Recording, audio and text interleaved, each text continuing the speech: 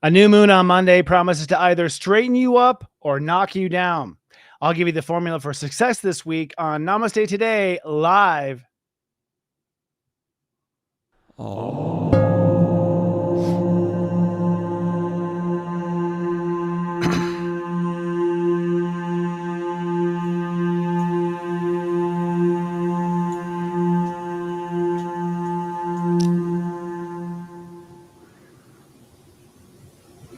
It's Friday, and that means it's Namaste Today Live. Welcome, my dear friends. It's a pleasure to be of soul service to you.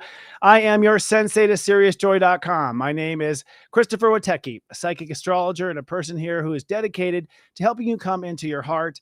I use the tools of astrology, my intuition, and sacred geometry to bring you to your optimum energy so you can interact and make reality your own. We are streaming live tonight on YouTube, Facebook, LinkedIn, X.com, and our own corporate Instagram.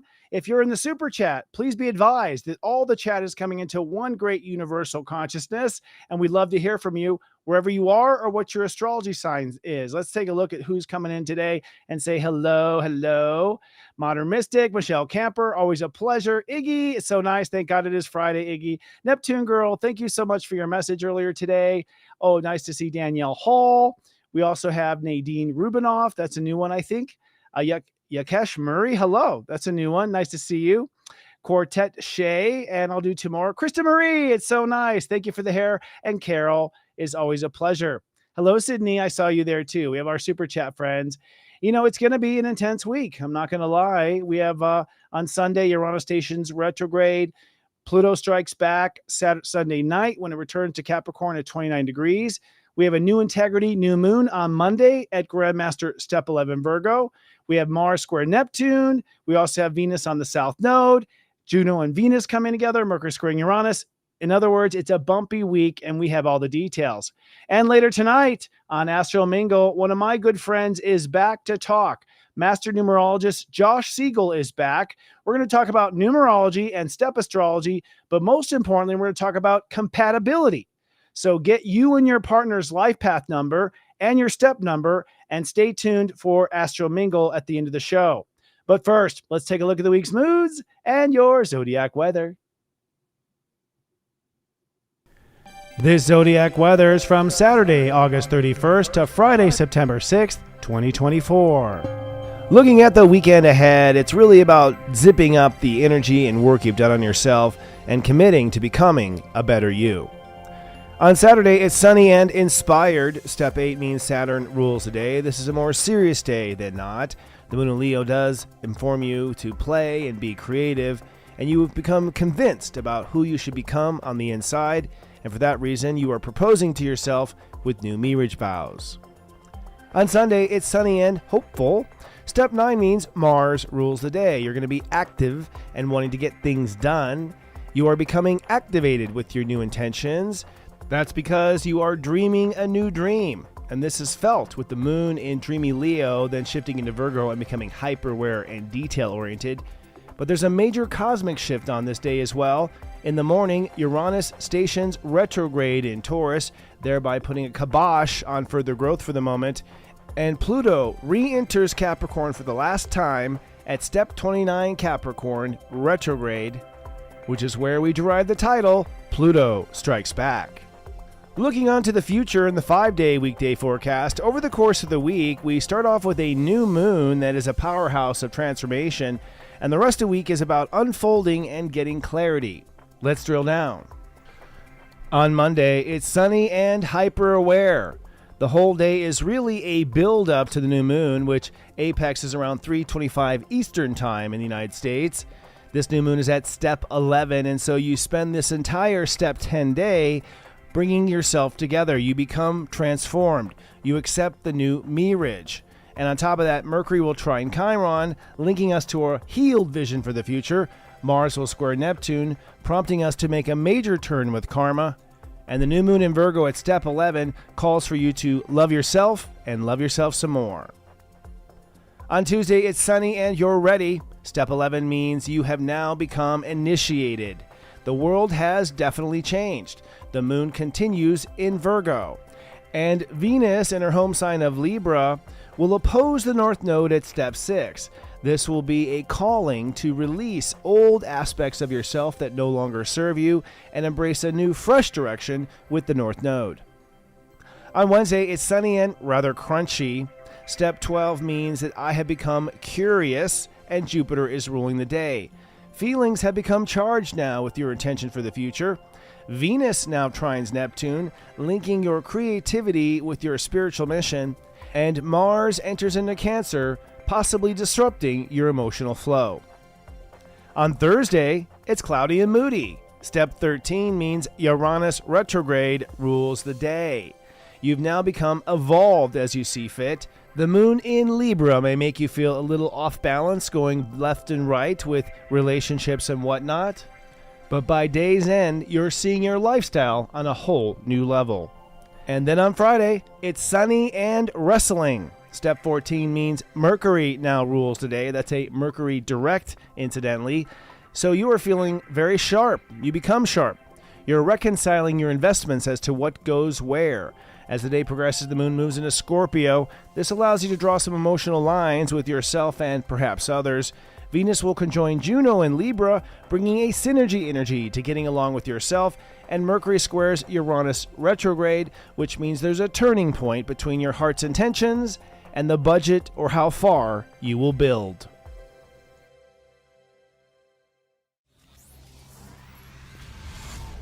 It's serious joy, joy, joy. Do us a favor and please be kind and do subscribe to our YouTube channel, Serious Joy TV. Hit the bell button so you're notified. And if you don't mind, please like our program and our channel so the YouTube algorithm will suggest us to other astrology fans. Tonight, our premier sponsor for Namaste Today Live is SeriousJoy.com and the new free daily download starring Step 9 Sagittarius, Heather Exposito. We are now providing services free to the public, and this is our latest and greatest. Heather is doing a daily, seriously short but sweet breakdown of the day, utilizing our proprietary step astrology algorithm. She's been with us for more than 3 years, writing in the background and learning and mastering the steps. This is really great for someone on the go. You can listen to it. You'll get the daily download of what is necessary. Plus, our awesome zodiac weather billboard will tell you what step it is and what step you're moving to in the future. Soon we'll be allowing you to register for the site and get even more features with the daily download. So be sure to check out Heather. She's doing a phenomenal job at SeriousJoy.com. Without further ado, let's move on to our weekly planets and our transits.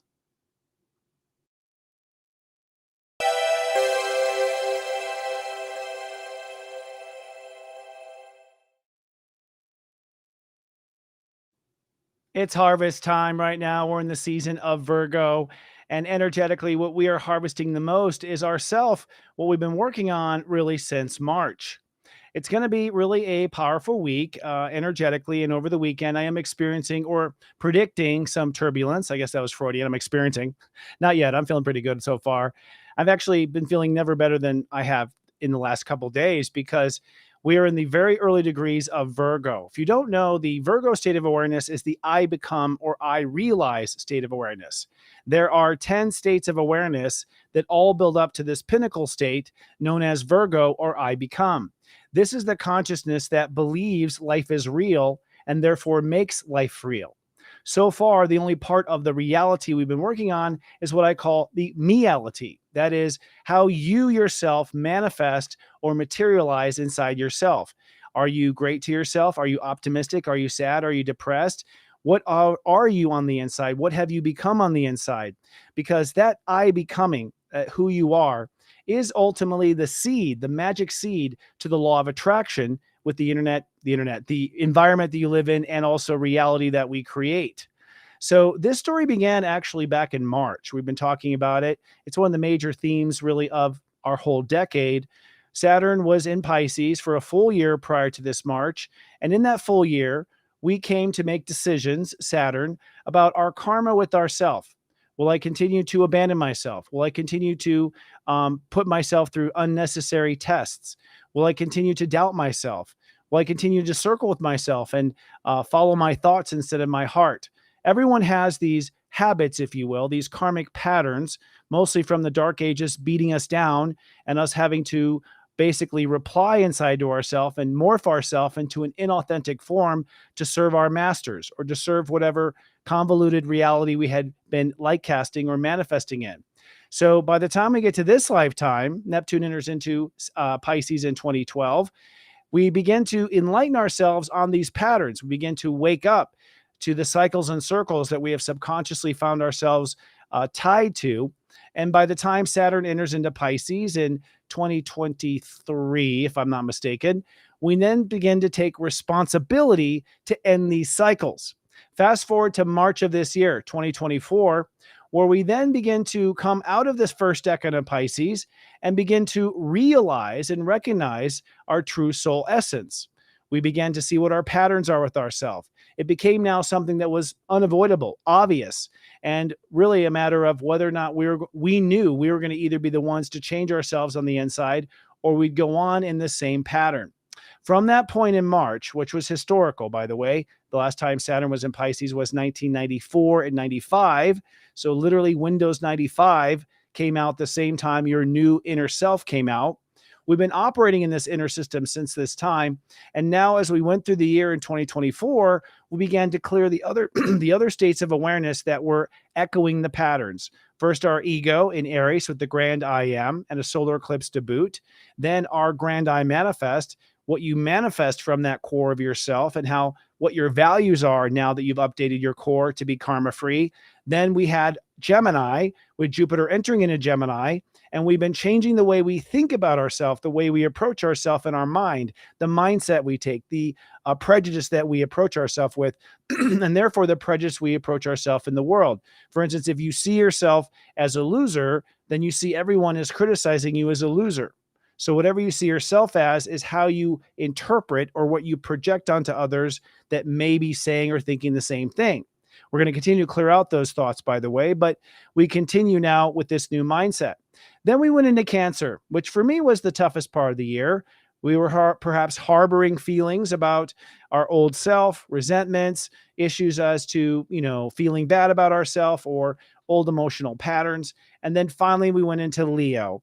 Not only with Leo, but a Mercury retrograde to boot that allowed us to look at our self-love from a new perspective.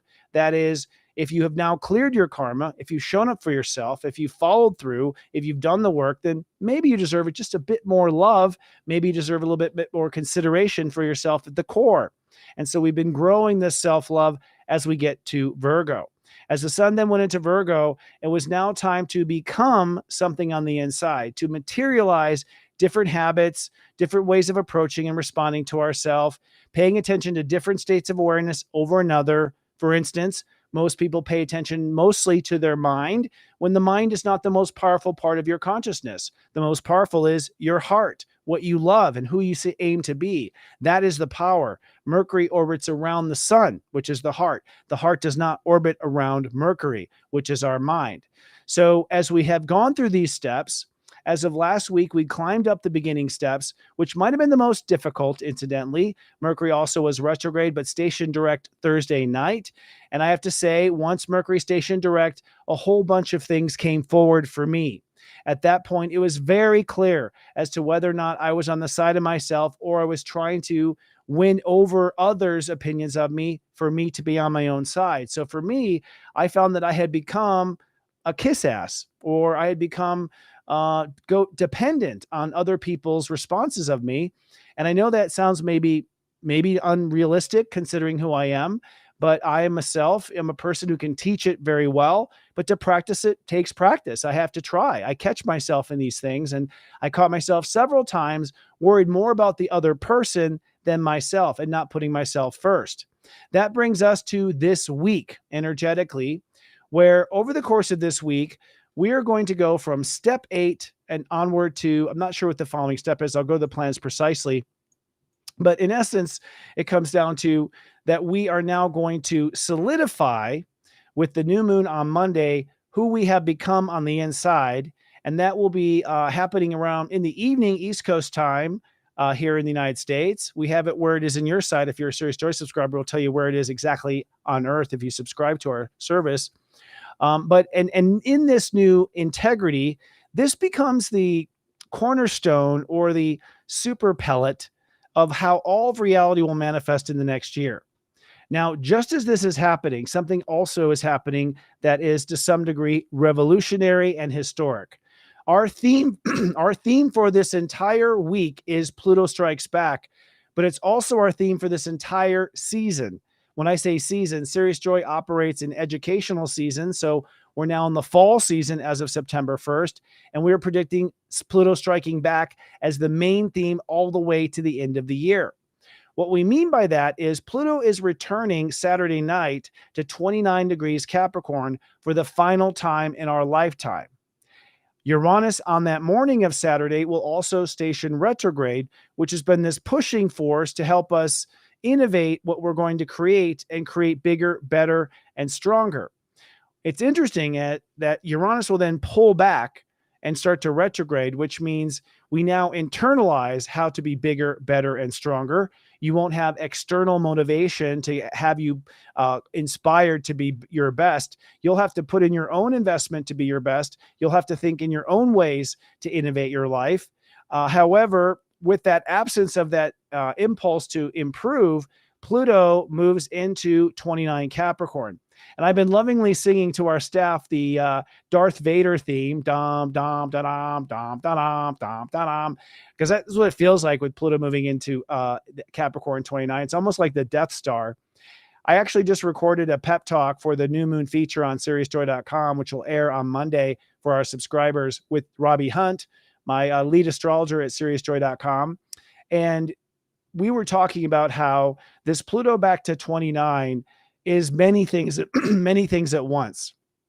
On the one hand, it means anything goes. So from a power perspective, anything goes.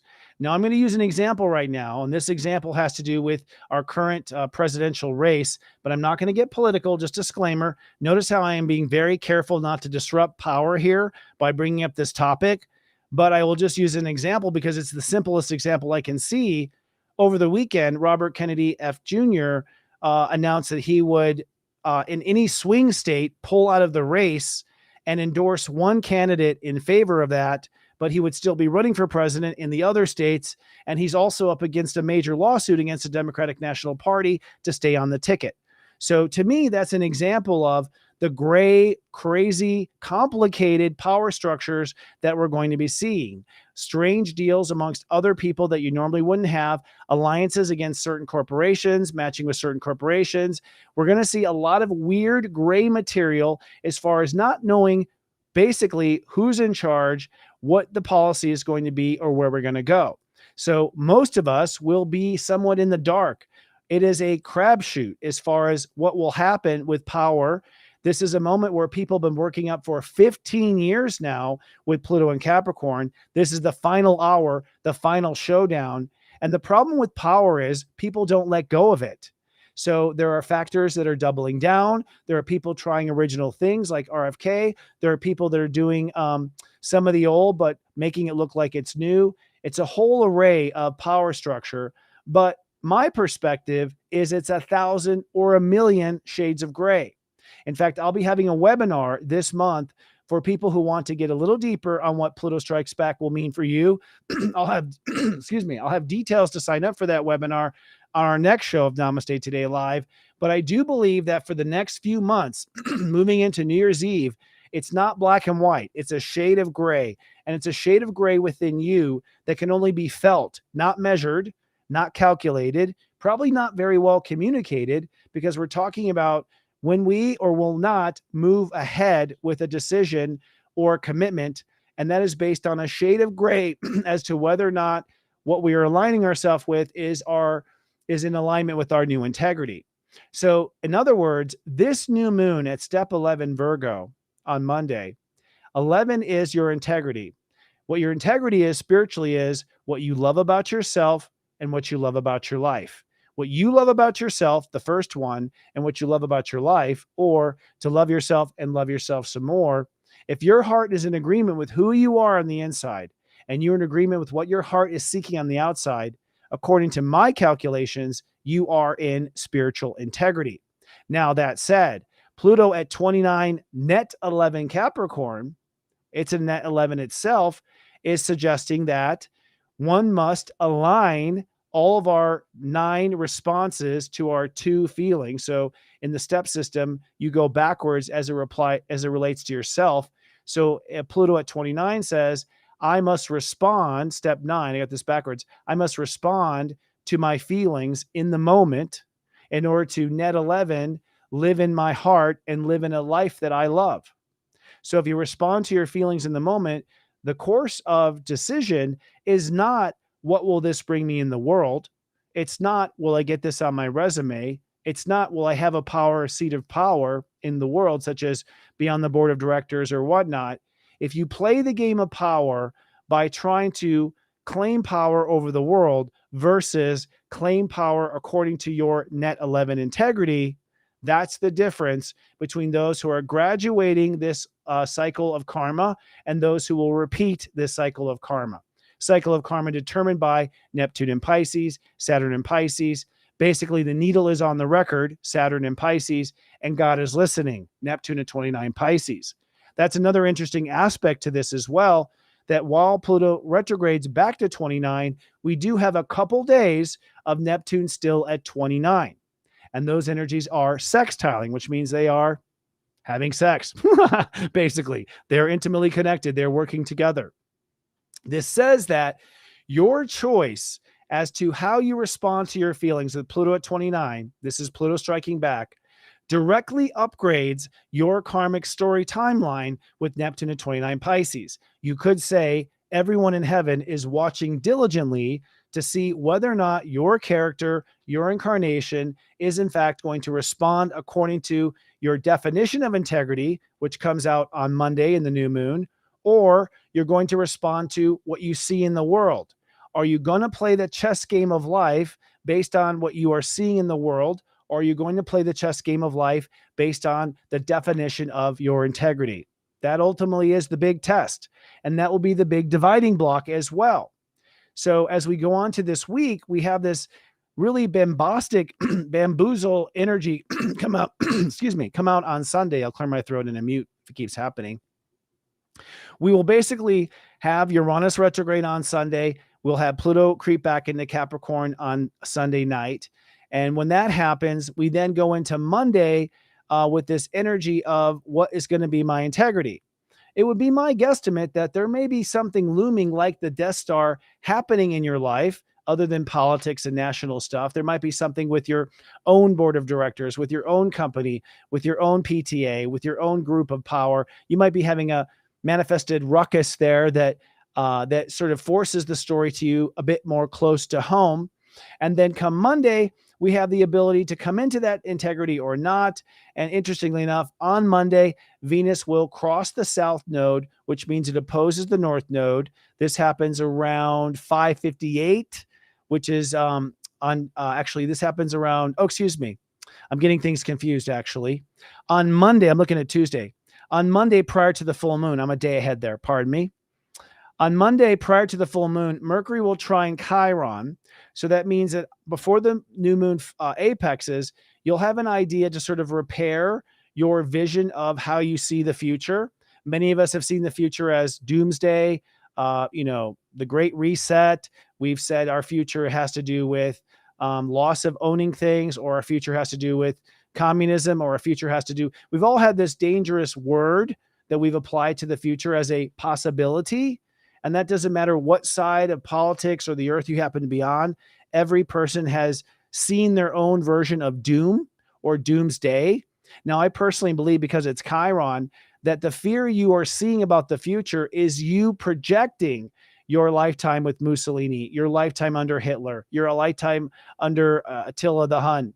I think we've all had horrible lifetimes where bad leaders took over the earth and ruined our existence or ruined our potential for joy and prosperity. And so I really feel that, yes, we have characters right now in our politics and in our world that are not necessarily in integrity by our definition. However, I question how bad they really are. I feel like we have exaggerated our responses to these characters because I feel we have projected our past life trauma with dark characters onto the existing ones. That's precisely how God works, by the way.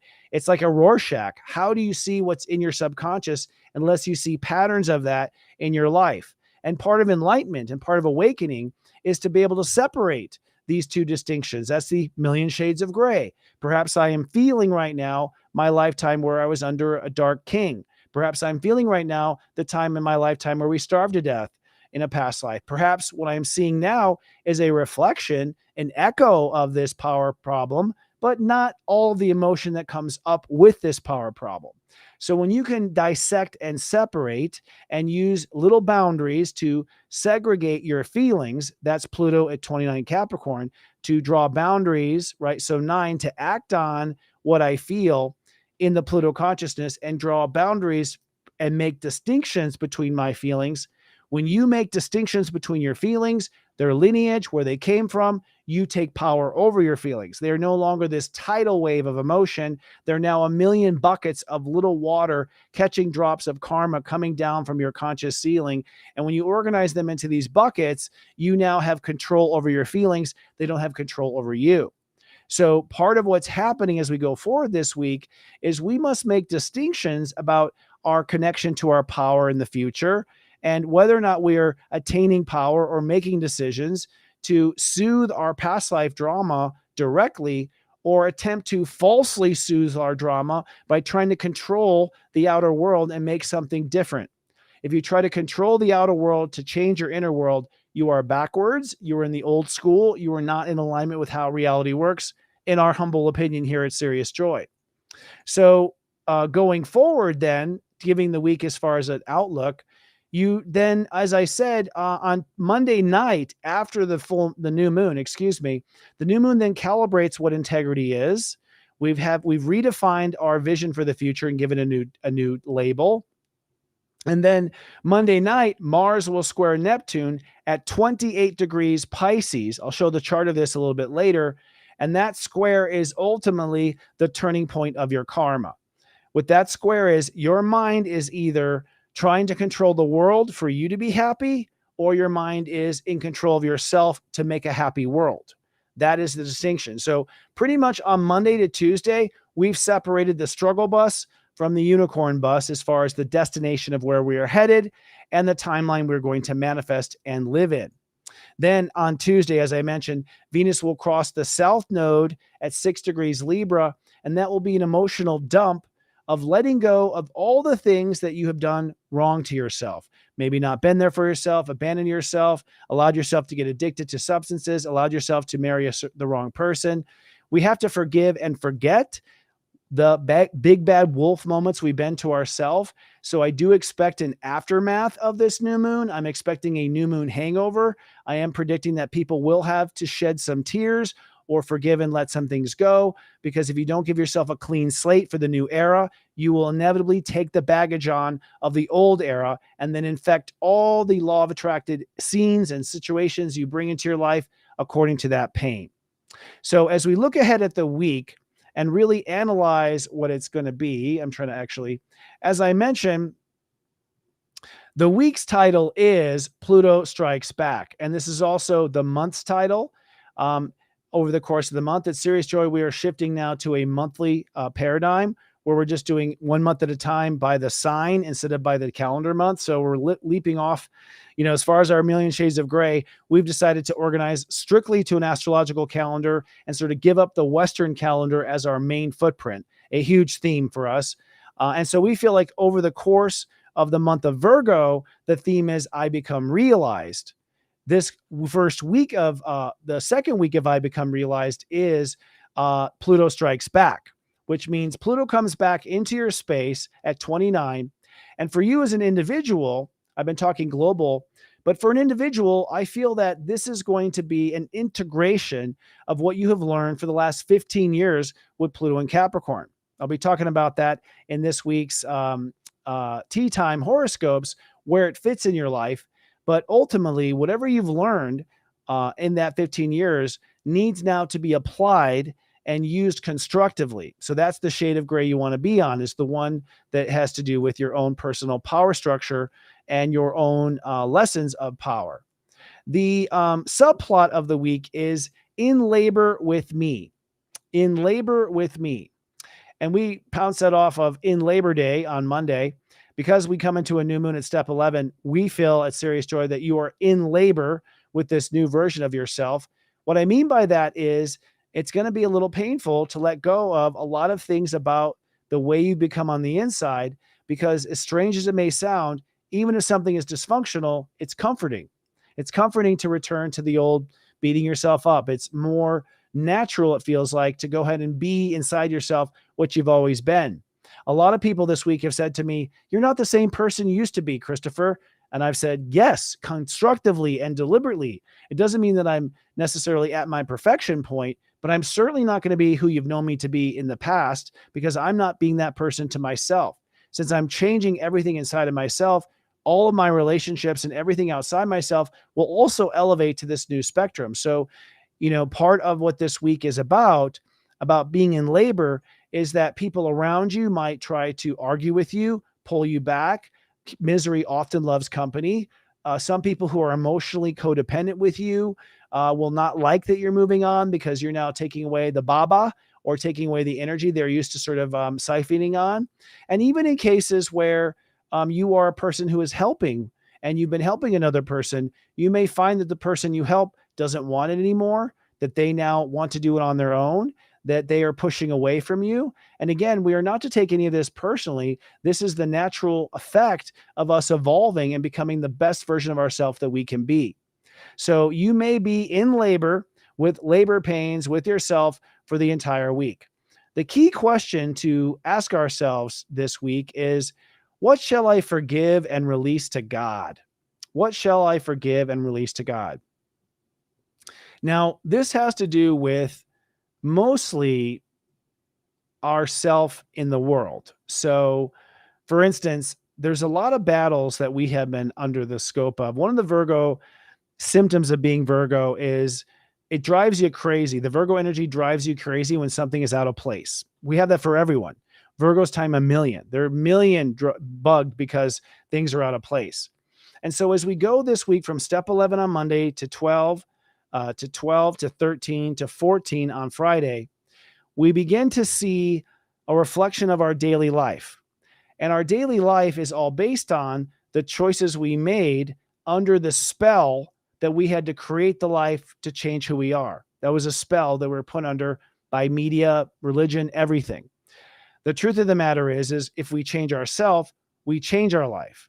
So if you've been following that pattern and you've recently come into a new state of awareness where you are becoming your best and greatest self, then I guarantee you're going to take one look at your life this week and not like what you see, because it's what you created when you were in your old funk, right? Now, are you going to try at that moment to fix your outer life, or are you going to forgive and release it to God? I personally believe that if you could have fixed it, you would have by now. I think it's time up. I think at this point, you have to focus on yourself and creating a reflection in your life that reflects the self-love you feel on the inside of yourself. And so I recommend you forgive and release to God. You say, I don't know what to do in this relationship. It's based on the old me and what I used to become. I'm going to forgive it. I'm going to give it to God. It's up to God to figure out what to do with this. I'm letting go. I'm pulling back my grip on this situation. I'm giving it to my higher self. I'm giving it to spirit, and I'm going to let it go and let God. That's represented by the earth in Pisces right now, manifesting a new relationship to spirit. And that's part of this new relationship. The old you is praying about how to fix them. The new you is praying about how to forgive and release them. That is going to be a very powerful marker, maybe that's what I'm looking for, a real powerful marker as to whether or not you are truly free. If you find yourself still engaged or getting caught up in that discussion, argument, entanglement, put on some more forgiveness, put on some more letting go. You can always reconnect to them later if you found out that you were wrong or determined that you were wrong. So that's the theme of the week. Let's get into the nitty-gritty of the planets and walk you through what we can expect. First of all, the sun is in Virgo. And not only that, but we have a new moon that happens on 9/2 at 11 degrees Virgo. The sun goes from 18 to 15 degrees Virgo. That means that we ultimately will commit to the new inner becoming, act on the new inner becoming. That's Sunday. Love and protect the process of becoming on Monday. By Monday night, we become the new becoming. Tuesday, we then go to step 12 and we explore outside that new becoming. Now that I've become, let's go ahead and feel into my world. Let's feel into what's possible. Let's feel into what my life has become. Come Thursday, step 13 rules, and we realize, I don't belong in this becoming. I need to become higher. I need my life to become on a greater plane. And then come Friday morning, Thursday afternoon, we realize and we think we know what our life is to become. And then Friday night, when we're here with the next week's shoot, you'll be accepting this new life as what life is to become. So in 1 week, our heart will commit to becoming something inside of ourselves, then compare that new integrity to the outer world. What doesn't compare in the outer world will be forgiven and let go to God. And by next Friday, we are accepting the fact that our life must become something different, something that is a far greater reflection of what I become on the inside. So that's the spectrum of Virgo. Back in Leo, Mercury has stationed direct as of last week and moves from step 21 direct to step 27 Leo. 27 Leo is a very powerful step, by the way, that will square Uranus at 27 retrograde Taurus. That means that now that Mercury is direct, we are re-articulating, reframing, reanalyzing what our heart feels our dreams will come true, what we want from our dreams. That includes love forever. That includes personal dreams of manifestation. That includes, best friends forever, the golden age, the golden era. That includes something as to a relationship to a child. Basically, we are dreaming. And because we have become the healed version of ourselves, the karma-free version of ourselves, we know now as we plan these dreams that at least this time, I won't be the one in the way of those dreams happening. So I do predict that the mind will get more and more excited. You want to let your mind run with the dreams. You don't want to stamp out that fire with that inner child. Honestly, anything is possible right now. I don't care what you've lived. I don't care what society has said to you. Think about the last time Pluto was at 29 degrees Capricorn. It was the Revolutionary War with America. Before the war, you didn't maybe think that you could be wealthy, or maybe you didn't think that you could decide what your laws are in your state or your laws are in your community. But then after the Declaration and the Thousand Shades of Gray in that era, then you could dream. You could do things that were outside the laws of what the British colony was having to undergo. Now is a similar time, only the representation, taxation without representation has actually been our approach to reality. We've allowed ourselves to be taxed by the idea that we owe the world in order for us to have ourselves. The revolution and the freedom now is, I'm not reliant on the world, government, or institutions to have my power. I'm reliant on my ability to love myself. This changes everything. This changes my entire power structure in the matrix.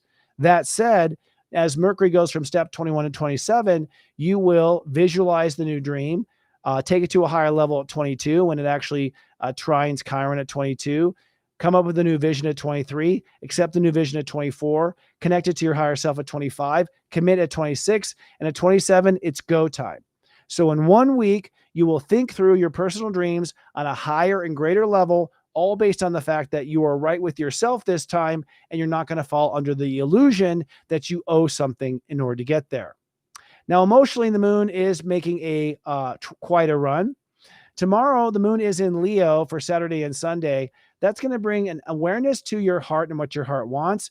Perfect, because you're committing to your new I become on Saturday. You're acting on your new I become on Sunday. And so for you to have an awareness of your heart will allow you to make the right choices. The right choices based exclusively on what that heart is telling you. Then the moon moves into Virgo Sunday night. Things may become hyper aware.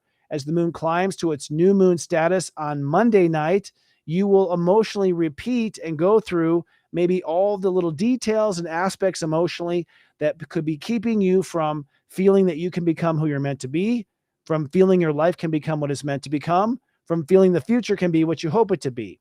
So we have to resolve all emotional doubts or criticism. In other words, it's time for your feelings to be compassionate, open, flexible, and willing to go with the flow, and let go of the Virgo insistence on every detail being right.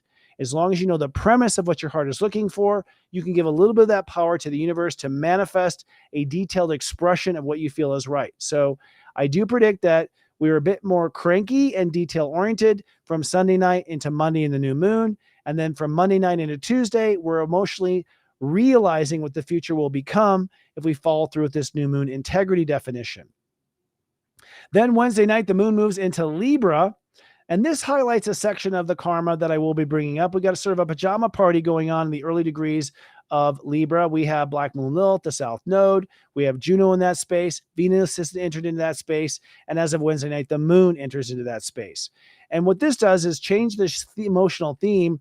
Wednesday, Thursday, the real question is, am I good enough to myself? Am I showing up for myself? Have I been fair and balanced inside myself? So if you've robbed yourself in order to pay the piper, or you have neglected yourself in order to go farther in the world, this will turn into a bit of a minor breakdown Wednesday night, Thursday morning, because the moon will illuminate emotionally the pockets of emptiness with yourself. You won't be able to hide from the truth that you feel sort of empty. And this will come all the way into this theme in, okay, as a result, I have empty relationships. And as a result, my future looks empty. So through the Libra vibration, we come to realize how depleted our relationship is to ourselves and our daily life as a result of us facing all of our karma. But then by the time the moon is in Scorpio, which is when we have our show next week, you'll begin to fortify what you do feel is right for yourself. So Wednesday night to Friday, a lot of internal processing, a lot of relationship processing, all the reason why I have Josh Siegel on today for numerology later tonight. Moving on to our thought process, Gemini.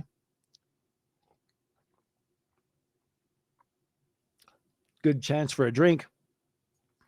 Jupiter moves from step 18 to step 19, Gemini, and Mars climbs from 27 Gemini all the way into 1 Cancer.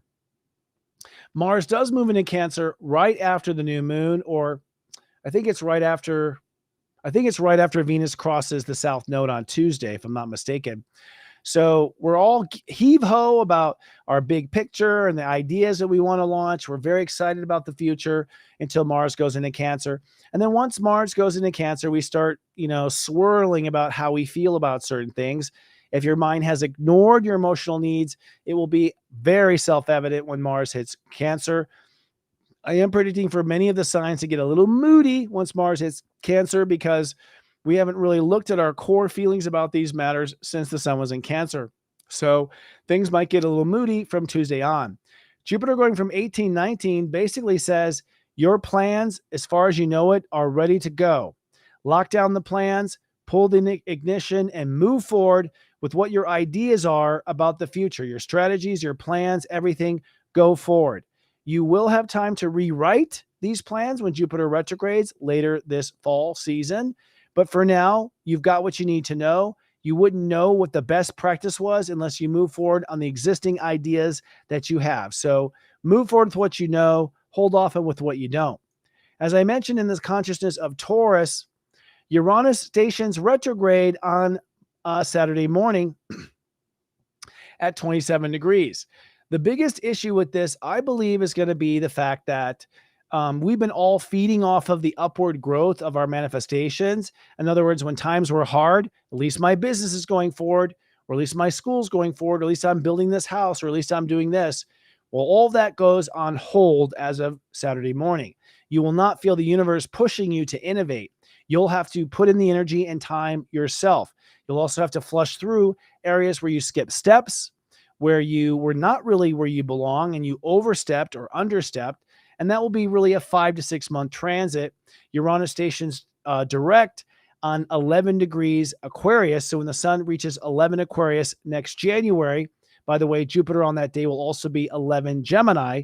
So the sun will trine Jupiter at 11:11. Uranus will go direct at 23 degrees Taurus. So what that tells me is Uranus has put off all of our construction and our big manifestation plans until we have, in fact, united our vibration, 11 Aquarius, with our mind, 11 Gemini. At that point, once we've settled into our true integrity, Uranus will station direct. So you could say we are on hold, we're on hiatus, and no more growth for real growth that's measurable in the world until late January. Moving on to Pisces, Saturn is at Grandmaster 16 Pisces all week long. That means everything you are doing is writing to the Akashic records that you have grown spiritually or not. And it's up to you to take responsibility for those karmic actions. You will have little or no reminder from the universe or your outer world, as the energy of Saturn is inward, not outward. We're making important decisions for ourselves that will affect what we law of attract, but we are not making real life-changing decisions in our daily life. You may feel like you are, but in context later, you'll realize whatever change you made in daily life was really to suit the decisions you've made on the inside for yourself. Neptune, however, will come off of its peak, or its high horse, if you will. It's been at 29 degrees Pisces for I don't know how long. I didn't make the count. But that means that it was sort of pushing up the ceiling of Earth, allowing all sorts of other spiritual energies to come in. It was allowing you to break the rules or blur the lines or be paradoxical in your approach. But as Neptune retrogrades back to 28, which again will happen by Sunday night, it now means that you are officially manifesting the new destiny. You're no longer making choices of the new destiny.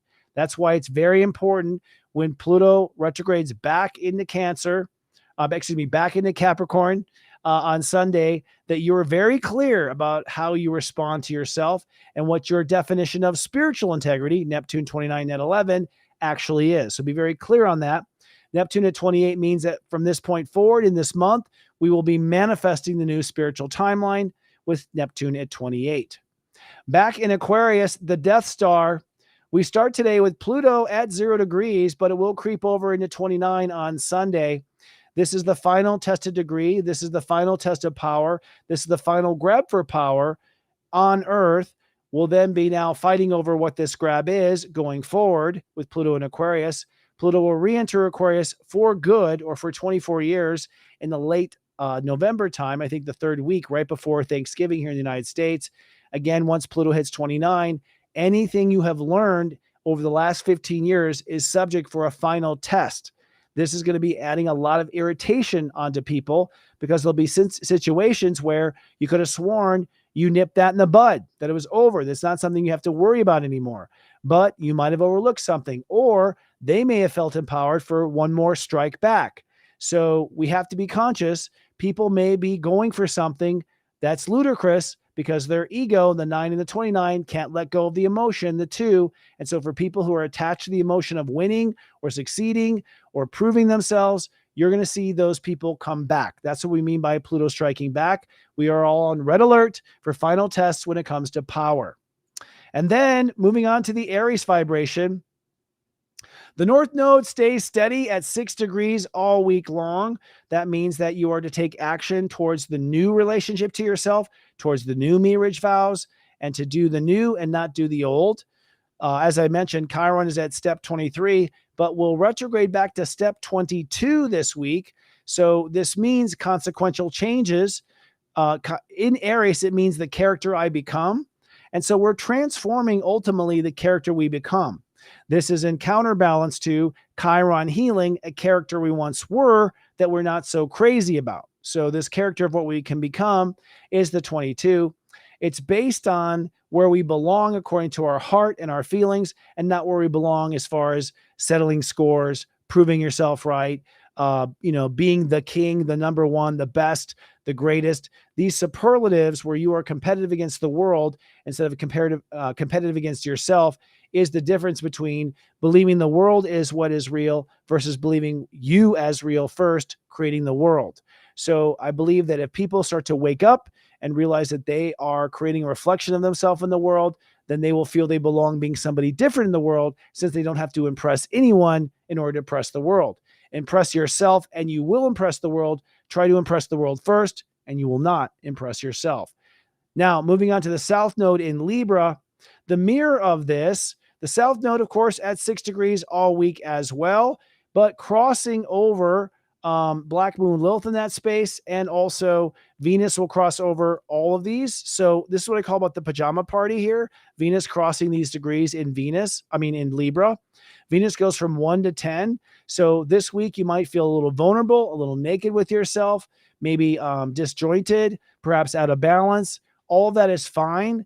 Venus is there to bring an obvious awareness to what you can do to bring order And with Venus crossing the south node in Black Moon Lilith, I do predict at least one cry shower of you letting go of how, finally you've made it, but God, it was a hard journey. While you went through hard things, let it go and let it flow. Let all those feelings about yourself go. They don't serve you and they don't serve the new person you are becoming. But it does mean that everybody is a little hypersensitive to criticism on the inside. And for those who still believe the world is their source of power, they will maybe be acting out or projecting onto you because they don't realize that forgiveness and balance and harmony in themselves is the key objective. They don't need you to feel calm, but they may not realize this yet in their life. All right. So let's take a look at the planets real quick before we move on to our horoscopes. Any other sip of water? Be vigilant with Michelle Camper.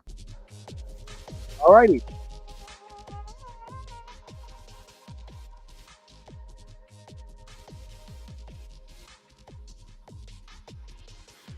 All right. I think we are up here. Coming up tonight, one of my buddies, Josh Siegel, we're working on a new show together. And tonight's sort of a bit of a pilot of that show. We're working on some details. We're going to talk about compatibility. He's going to use his own proprietary numerology approach. I'm going to use my step astrology approach. And we're going to put our heads together and start to work out what sign numbers and what life path numbers are compatible and what not. Disclaimer, we're not doing a full chart for anyone today, but we are going to get deep so you can apply it to yourself. Go find out your step numbers for you and your partner and your life path numbers for you and your partner if you want to participate. The first chart I want to show is Pluto returning into Capricorn. Dun, dun, dun, dun, dun, dun, dun. Notice how right at the moment it turns into Capricorn, right at that moment, we have the moon just coming off of Mercury at 22 degrees. Mercury is sextiling Chiron at 22 degrees. And then the other foot of this yod is Mars at 28 degrees Gemini. What this ultimately says is you must now take your personal dreams, your life path dreams, and what you feel about it. Now, 28 here, look at this, how this sextiles to Mars at 28. I mean, this is a very powerful moment.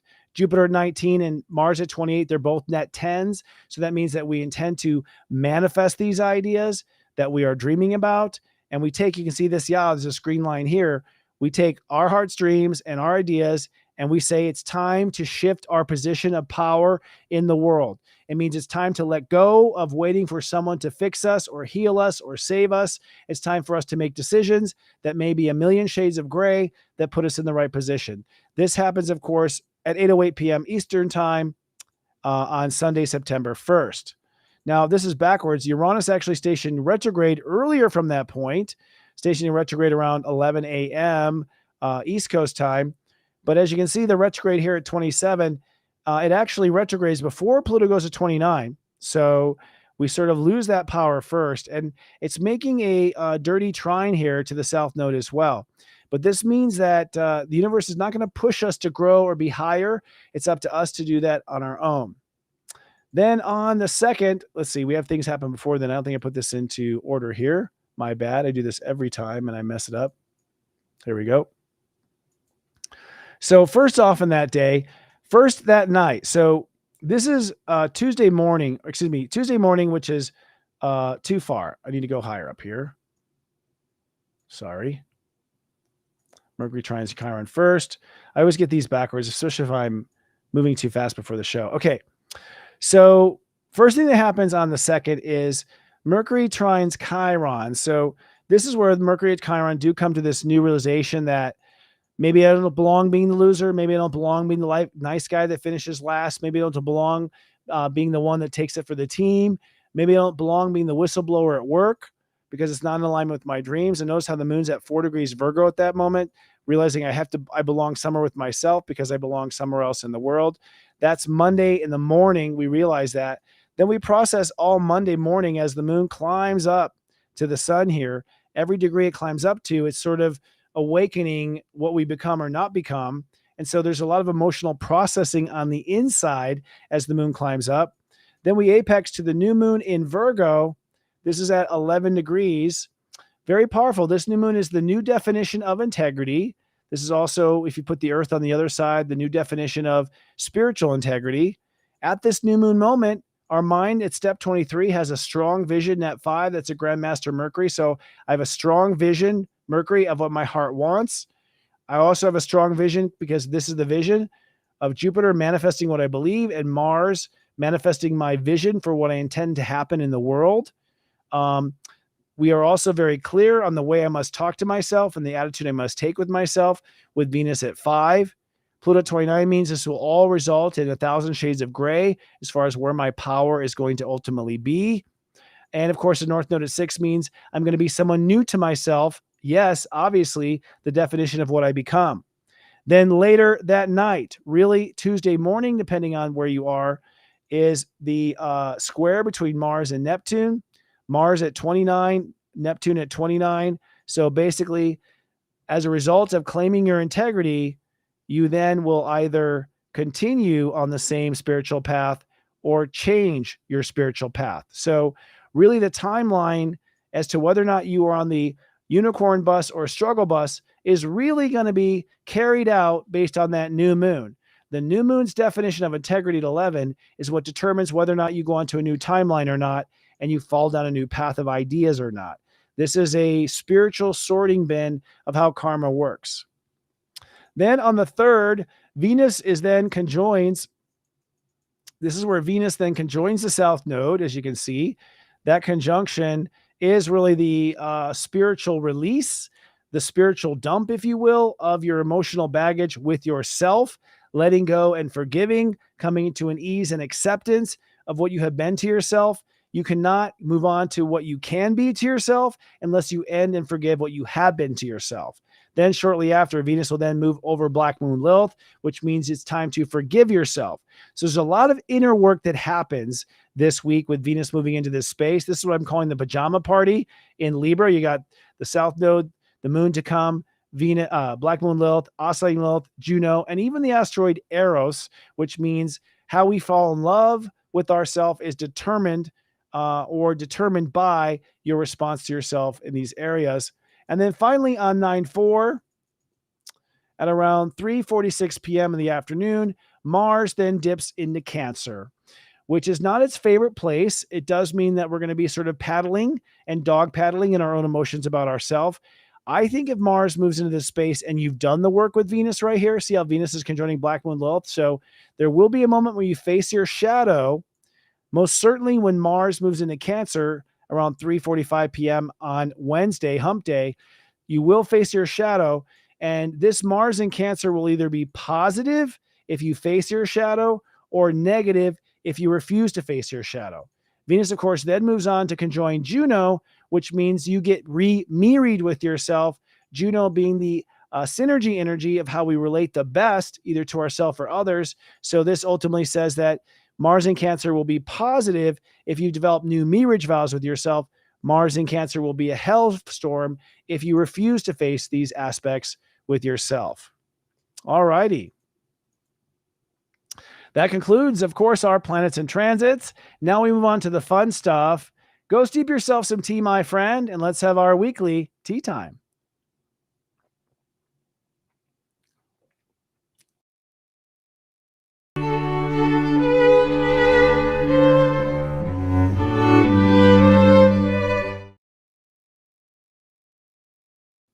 Welcome to our Tea Time Horoscopes. This is probably the most personal part of the show every week, where I talk about each of the 12 signs and how you will be relating to yourself. This is the In Labor with Me week, so we're all in labor with us. We're all casting and crafting a new version of who we are and what we'll become. And in today's horoscopes, I'll be giving you 4 points of data. One, I'll be talking about the new moon in Virgo, which apexes again at 9:55 p.m. Eastern time on Monday, September 2nd. That new moon in Virgo is loving yourself and loving yourself some more. That means loving yourself in 2 aspects of the Virgo consciousness, the inner and the outer. 11 is the bridge between the inner and the outer. In fact, the way 11 works is you love yourself and then you law of attract a version of yourself. That's 11. 11 represents the reflection of ourself in reality.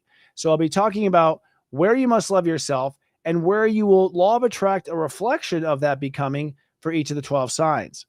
Secondly, I'll be talking about Mars in Gemini.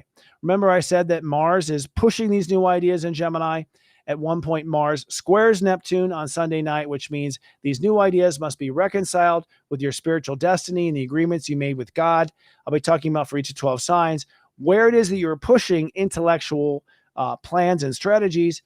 And then I'll talk about Neptune, which will square Mars at 28 degrees, then asking you to reconcile that push of ideas with your spiritual karmic destiny point, Neptune. So I'll be talking about how you must reconcile your Mars from your Neptune and what that means for you. And then lastly, I'll be talking about the pajama party going on with the South Node in Libra. As the moon moves into this space later in the week, as Venus moves into this space throughout the entire week, we are striking chords with the South Node, Black Moon Lilith, and finally in conjunction with Juno. So it's a bundle of energy of working on our Mirage. For each of the 12 signs, I'll be talking about where you are working on your Mirage and what you can do to restore balance. And of course, do remember, we put out these individual horoscopes a second time every Tuesday here on the Serious Joy channel on YouTube. I recommend that you come on by and take a look, especially because it'll be after the new moon. It's also an excellent thing to share with a friend or family member if they are struggling. All right, I'm going to take a sip of water and we'll go right in.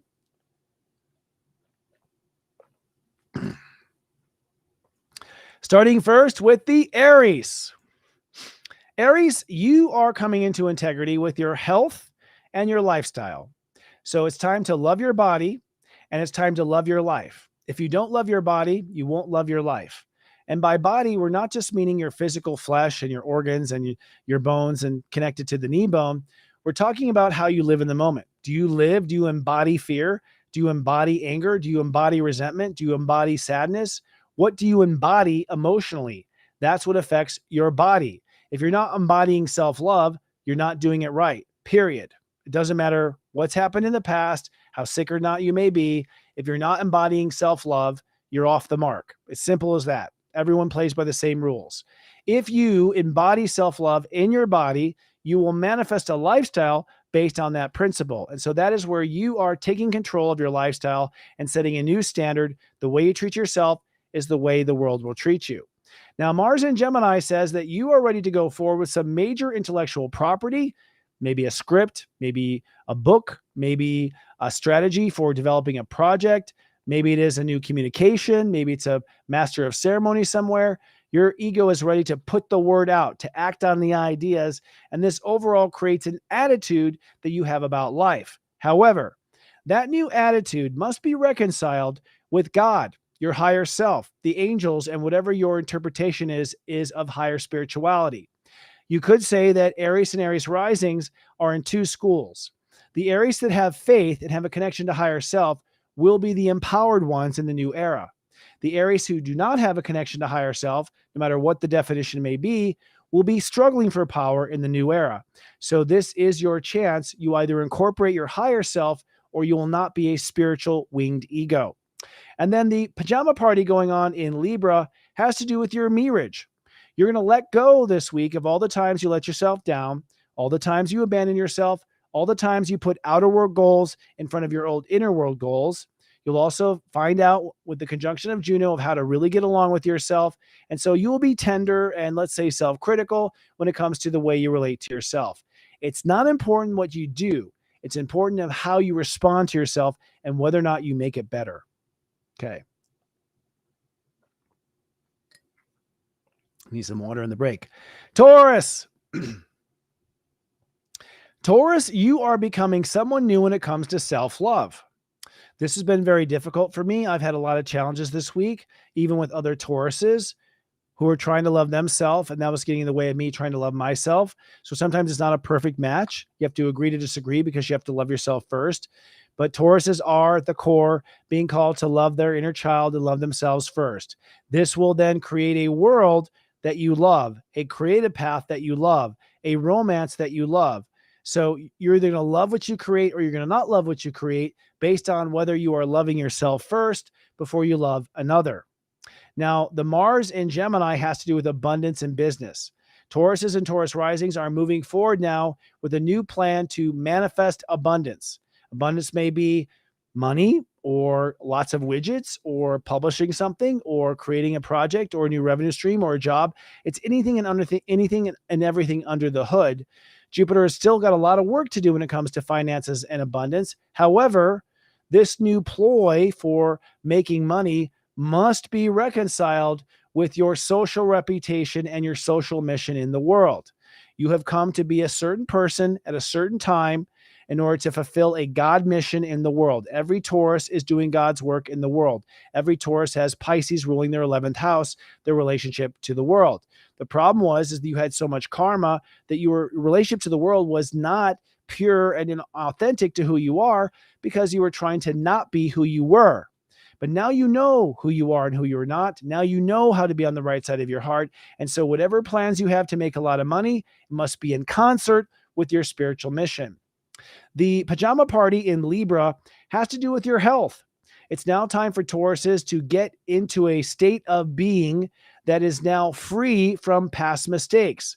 Forgive yourself from anything you've done to your body, injuries you've done to your body, where you've ignored your body, where you've ignored your nutrition, where you've done toxins such as cigarettes or other things. Let that all go. Let that trauma go. You are getting a fresh slate when it comes to the relationship you have with the moment or your relationship you have with your body.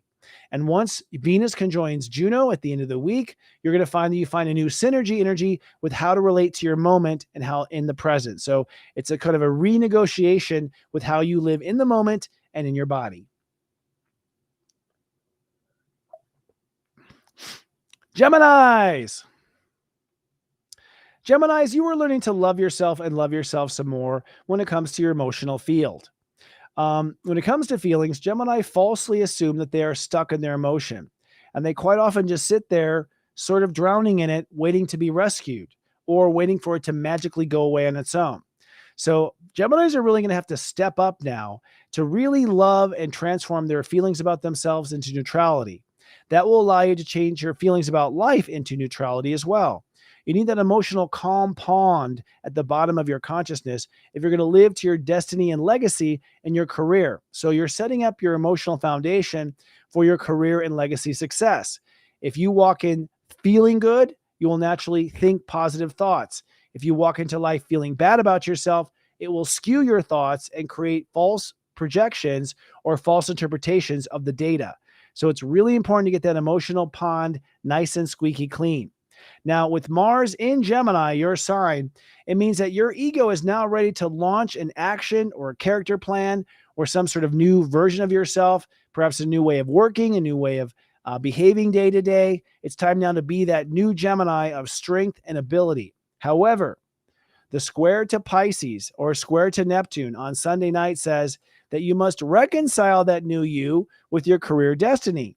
You've come to achieve certain things in life. That could be children or relationship success or healing as part of your life or helping your family to heal. So you have a destiny. You have a legacy. Your spirituality is calling you to that. So you must make sure that this new ego that feels free and upgraded is including your spiritual obligations you made before you were born. Now, the pajama party in Libra has to do with self-love. Geminis must now release times where they have abandoned themselves, or they've allowed themselves to be in loveless relationships, where they've thrown their inner child to the wind in favor of other things, such as creativity, adventure, or if they've ignored their inner child simply by being too cerebral and too much in their mind. So for the course of this week, you must open up and accept the pain you have in your heart, accept the fact that you are the one responsible for that pain, accept for yourself the fact that you're the one that can correct that pain. And by the end of the week, when Venus conjoins Juno, you found now a new symbiotic relationship with your inner child that does not ignore your child in your mind or in your emotions. So it is a revolution of self-love for Geminis. Cancers. Cancers, you must now become something else in your mind. Your mindset by basis is not loving. You have not been loving to yourself in your mindset. You much rather prefer to love other people. You are probably the biggest, breaker or the biggest potential for codependency because of this 11 in your Virgo in your mind, that you have been convinced that you will love yourself once you care for others. Remember, Virgo is the caring energy. So your mind is programmed to care. But the cancers that will go far are the cancers who care for themselves first before they lay their hands or their words on their patients and on their clients. So it's time to love yourself and love yourself some more in your mind. And that will lead to loving thoughts, a loving approach to the world, and a non-victim approach to the world. Many cancers take on a victim perspective, which is typical of wounded thoughts about your inner child. If your inner child is neglected and not loved by you, you will attract people who then neglect you and not love you. And it's very easy to fall into a victim stance in your mind instead of an empowering, healing stance. So cancers are healing their possibility of falling into victimization. Now, Mars in Gemini says, you must move forward now with your new ideas about spirituality, your connection to God, your potential to rise above and ascend on this planet. You're getting a lot of great ideas and a lot of intellectual confidence on God consciousness and ascension. However, that energy must be reconciled with your life purpose, your beliefs, and what you've learned over the course of your lifetime. Yes, it's fine to go off rogue into a new direction about connecting to God, but it cannot go against everything you have believed and everything you learned. So you must now consolidate your faith with your belief structure, your connection to God with your life purpose. Now, with that party going on in Libra, you are letting go of issues of emotions. You have allowed feelings about yourself to harbor. You have gone quite often in your mind and become the healer, ignoring the damage of your own emotional field. So with Venus now crossing these points, the South Node, crossing Black Moon Lilith, crossing Juno, this is you getting really good about emotionally responding to yourself, creating a new marriage that rocks your baby before you attempt to rock another baby, and really making you feel like you are in touch with yourself like a super parent or a super nurturer. So it's time to open up and accept how you feel, open up and accept that you can heal, open up and accept that you can, whatever age in your life, become the best mother you've ever had. All right. Moving on.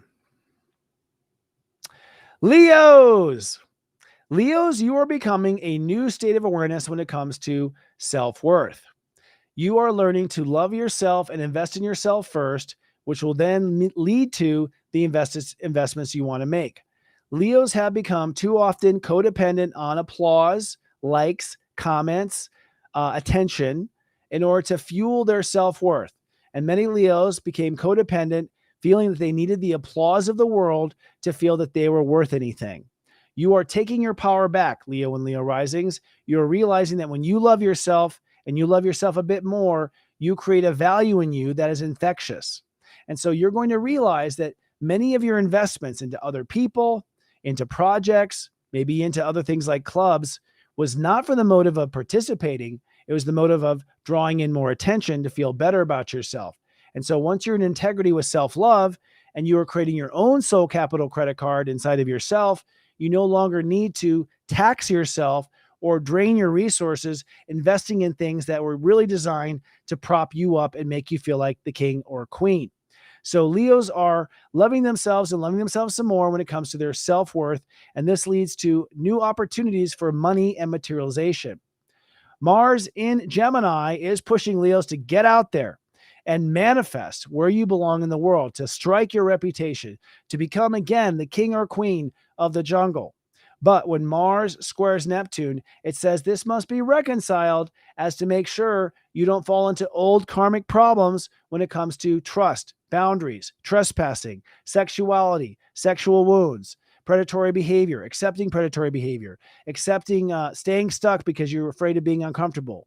You must continue with whoever you become in the world to transform yourself in the background to boundaries that serve your highest and greatest self, not boundaries that degrade yourself or take away from yourself. And furthermore, not letting anyone into your personal, intimate space that isn't on the same high vibe as you. Now, the party in Libra has to do with your self-talk. A lot of your karma with yourself is that mental voice that responds to yourself. You are not always very fair to yourself. You tend to judge yourself before accepting yourself. And it's time now to reverse that pattern in your thinking. As Venus crosses over the South Node, Black Moon Lilith, and finally joins with Juno, you're going to develop a new voice or attitude in your inner self that is fair, balanced, accepting of your faults, but also accepting of your strengths, a nice balance of the pros and cons. And eventually you'll find a perfect voice that includes the neutral path in your tone. So I think for Leos, they're on the verge of really shining bright if they follow through with these steps. I'm going to take a drink of some vitamin C. Virgo. Virgo, you are now learning in this integrity new moon to respond to yourself with love and to respond to the world with love. So your response to yourself must to love yourself and love yourself some more. This loving response is not tough love. It's not constructive love. It's unconditional, pure love with no attachments. So this is a big one for Virgos. And I actually think this will separate the adult Virgos from the child Virgos. The Virgos that can truly respond to themselves with love, whether they've added up in their scorecard that they deserve it or not, giving it to themselves, regardless of what it'll look like, regardless of what he will say, regardless of what she will say. If you can love yourself in your response and love yourself some more, you've just moved on to the crystal unicorn bus and gotten off the struggle bus. If you fail to love yourself until you get the response you want from the world, that's the trap that will keep Virgos down. If you're trying to impress the world or you're wanting the world's applause, you're going to not be happy, period. Especially now, because your current world is based on your old self. So you're definitely not getting applause in this particular world right now. Now, Mars in the high degrees of Gemini says that Virgos are now really putting out there their plans for their career and their legacy. It's time to manifest that destiny. Destiny can be career, children, that you want to save wildlife, that you want to make a difference, anything under the sun where you want to make a dent in the world, as my good friend Chris Rex says from Minnow Pond Tarot. But it has to do with what your heart really wants, and it must be reconciled with marriage and partnerships. The square between Mars and Neptune says the Virgo that does not choose one over the other, that chooses both. In other words, to live according to the partnerships that you want, to continue into partnerships as you know as the higher being, and to not let your partnerships get in the way of your leadership or your career leadership to get in the way of your partnerships. If you reconcile both of those, you'll be on good territory for the crystal bus and the ascension time. Now, that party in Libra has to do with self-worth. Virgos are learning that they must define their own self-worth on their own terms. They must accept the things that are not great, that they don't like, and they must equally accept the things that they do like in themselves. It's time to let go of all the times where you didn't have the self-worth to speak up or to grab what you wanted or to go for what you wanted. Let all that go. It doesn't serve you. Open up and accept who you are, accept what you're worth, and make sure that your worthiness is not built on the current market. Do not price yourself by looking at other Virgos or looking at other people. Do not price yourself in the market. Price yourself according to what your heart believes you are and what you can accept. That is the new era Virgo from the old era Virgo. Now, that self-worth issue will come to an apex with Juno. And once it does come to an apex with Juno, I think you'll finally accept what you can get from yourself and therefore what you can get from the world. Awesome. Libras, birthday coming up soon. Libras are now having to love themselves when it comes to faith in themselves. This is a faith versus fear decision. You can sit there and take the side of fear and then spend your whole day trying to bring it to love, or you can deliberately default to have faith in yourself and give yourself blind faith based on self-love. So the Libras and Libra risings who apply blind faith based on self-love will then be able to extend that to a faith in life. If you cannot choose faith over love inside yourself, you will not have faith in your world and you will not have faith in life. It is all based on the chestnut of 11 in the house of faith. Now, that said, with Mars and Gemini, you are forging now life purpose and meaning. You are ready to go on a new adventure, a new educational path, a new way of seeing value in the world and what purpose is in the world.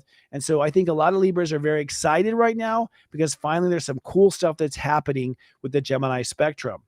That said, this life purpose must be in concert and reconciled with what you've learned about daily lifestyle. Libras have allowed themselves through their karma to be thrown under the bus, to be paid less than the other person, to sacrifice their personal goals to help another employee or an associate, or to throw their life way out of balance to accommodate somebody else. So you must, in this new purpose, live according to the ways of the force. You must be in concert with your heart, your spirituality. You must actively make a lifestyle that represents that you've learned from your lessons. And in that coordination of a perfect lifestyle, now go after the life purpose and meaning. That party in your sign, the pajama party in Libra, has to do with your responses to yourself.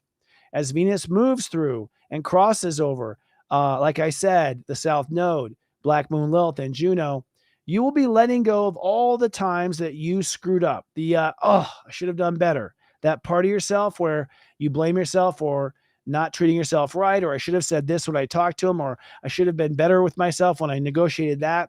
All that shoulda, woulda, coulda is just you shooting all over yourself. Let it all go. Accept what you have been, accept your mistakes, and accept your potential. And by the end of the week, when Venus conjoins Juno, I think you'll be committed to a new way of treating yourself, which will then extend to a new way of the world treating you. Libras have told me time and time again, they don't like the world and the way they've been treated. And I say it's because secretly in yourself, you've been hard to yourself, and you're getting a reflection of how you privately treat yourself when no one's looking. Scorpios. Scorpio, you are transforming who you have made yourself be in public. All right. This is a complicated one. This is the I belong state of awareness. So Scorpios have always said to me, oh, I'm so tired of having to be the one that has to speak up. I'm so tired of the one that has to draw the line. I'm so tired of the one that has to be the one that says no. We never asked you to. You did. So you are learning, if you love yourself, maybe you don't have to be the crossing guard. Maybe you don't have to be the hero. Maybe you don't have to be the one that speaks up for the community. You don't have to. If you've been forcing yourself to be something in the world that you don't want to be, stop it. It's time to love yourself. Give yourself what you want as a title. And then you will therefore start to be happy with the way you present in the world and who you are in the world. Frankly, I think other signs are now responsible for drawing boundaries, namely Cancers, believe it or not, because they have Aquarius in the 8th house. So I think Cancers will be drawing most of the boundaries in the world for the next 24 hours. It's not Scorpio's job anymore. It's time for Cancers to do that. So loving yourself is being who you want to be in the public. And when you do that, you have the public that you want to be in. Now, Mars in Gemini is pushing for a lot of transformation of your personal boundaries. Scorpios are considering changing their name, changing their gender, changing the location, changing on a very profound, deep way. The universe says, bravo, draw all the lines and change everything you want to change. It is time to make that change. However, it will square Neptune on Sunday night, which means this change cannot underscore your personal dreams, true love, your relationship to your children, your relationship to the things your heart wants in life. You may not give up what your heart wants in this lifetime. If Scorpio gives up on their dreams, they will get an F for this lifetime. That's Neptune in the house of love and personal dreams. It's also going to be the solution to the bitterness and the sadness that Scorpios have endured, is that you winning for one time, you being the number one, you being the star, you being the one the world observes. You could say that I think that Scorpios were once the police officers of the zodiac, but now they're going to teach by example. That's my thinking about how Scorpios will unfold. Now, that said, the party going on in Libra has to do with faith in yourself. Frankly, you must have strong faith in yourself. You must honor that faith. You must live by that faith. You must choose faith over fear in every instance. If you choose faith over fear, you will bring out a faith that you have in life. If you continue to go to the dark side or calculate the worst case scenario, then you will find yourself slipping down a tunnel, and you will be in your own created hell. And so it's now time to relate to faith and pull yourself out of purgatory and put yourself into heaven. That's your choice. And by the time Venus conjoins Juno, you'll be in a synergy energy when it comes to heaven. Sagittariuses. Sagis, you are now creating to love yourself and love yourself some more when it comes to the decisions you make for the future. Many Sagittariuses will throw themselves under the bus and commit themselves to something their heart doesn't really love because they feel like it will look better, or they want to stay popular, or they don't want to, they want to be a shining light of example, and they don't want to actually turn off and do what's important for them. So if you make every decision to love yourself first, then every decision you make for your career, your children, your legacy, your leadership will also include this self-love.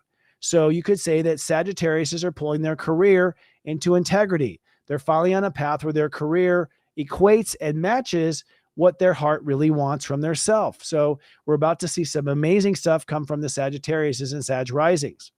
Mars in Gemini says it is time now to go for it when it comes to long-term strategic alliances, such as you and a brand or you and a job, long-term marital partnerships, so getting married on a romantic level, maybe BFFs that go through the world together, maybe business partners that are forming. It is time now. Go out and create those relationships that will bring the best out of you. However, those relationships must be reconciled with your home and family life. Everything you've learned about your emotional comfort, self-nurturing, emotional security, going out on a ledge, thinking that you have to take care of toxic people before you take care of yourself, that cannot go back. You cannot backpedal on those issues. Every partnership must be according to the new family paradigm, not the family you were born to. Every partnership should keep emotional security in your life, not disrupt that security. And vice versa. Do not allow partnerships or marriage to pull you out of what you've learned about a good, solid home, family, and a good connection to Mother Earth. Now, the party in Libra, the pajama party in Libra, has to do with who you believe you belong, where you belong in society.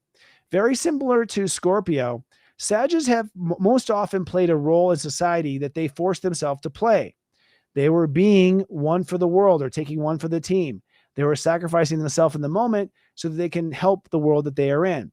Now the universe is going to say, you're going to get really sad if you play the old role in society. You're going to be processing all the times that you were misunderstood. You weren't heard the way you thought you were.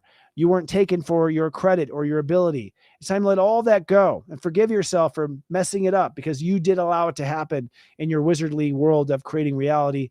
And by the time Venus conjoins Juno, you're going to know exactly who to be when you're in public. That's basically what you're saying. Who am I when I'm in the public world? Am I authentic to my integrity, or am I playing a role for someone else? That's the question.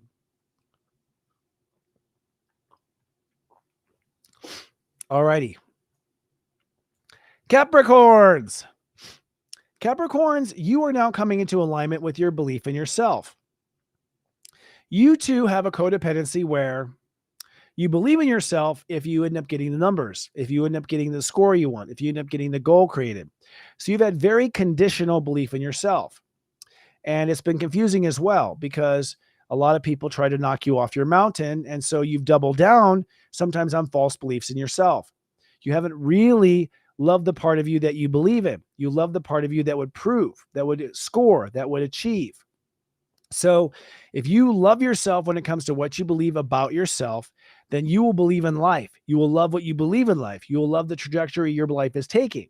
If you fail to love yourself just for your own accord of what you believe, then you will be on this convincing route where you're attempting to convince the world that it's something it's not, just like you're trying to convince yourself you're something that you're not.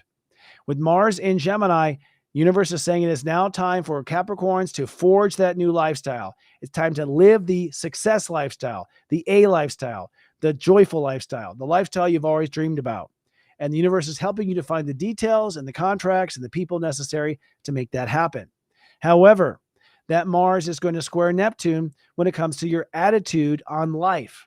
You cannot allow yourself to slip into that non-compassionate, cold, judgmental attitude that you used to take with yourself and others, that unforgiving, unwavering, unwilling to change how you think because you thought this was some sort of a game that you had to win.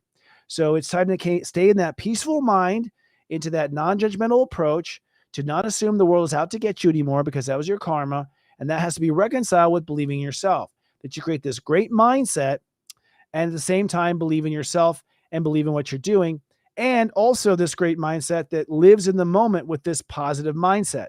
Don't allow the issues of the moment in your lifestyle to interfere with your attitude. They both must be working together. Now, moving on to that party going on in Libra, for Capricorns, this has to do with self-discipline.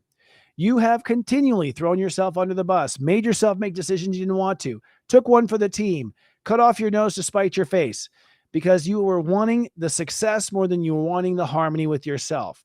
The new Capricorn is now opening up to first accept the mistakes of making poor decisions for yourself, ones that were based on false intentions, such as success over peace or success over love.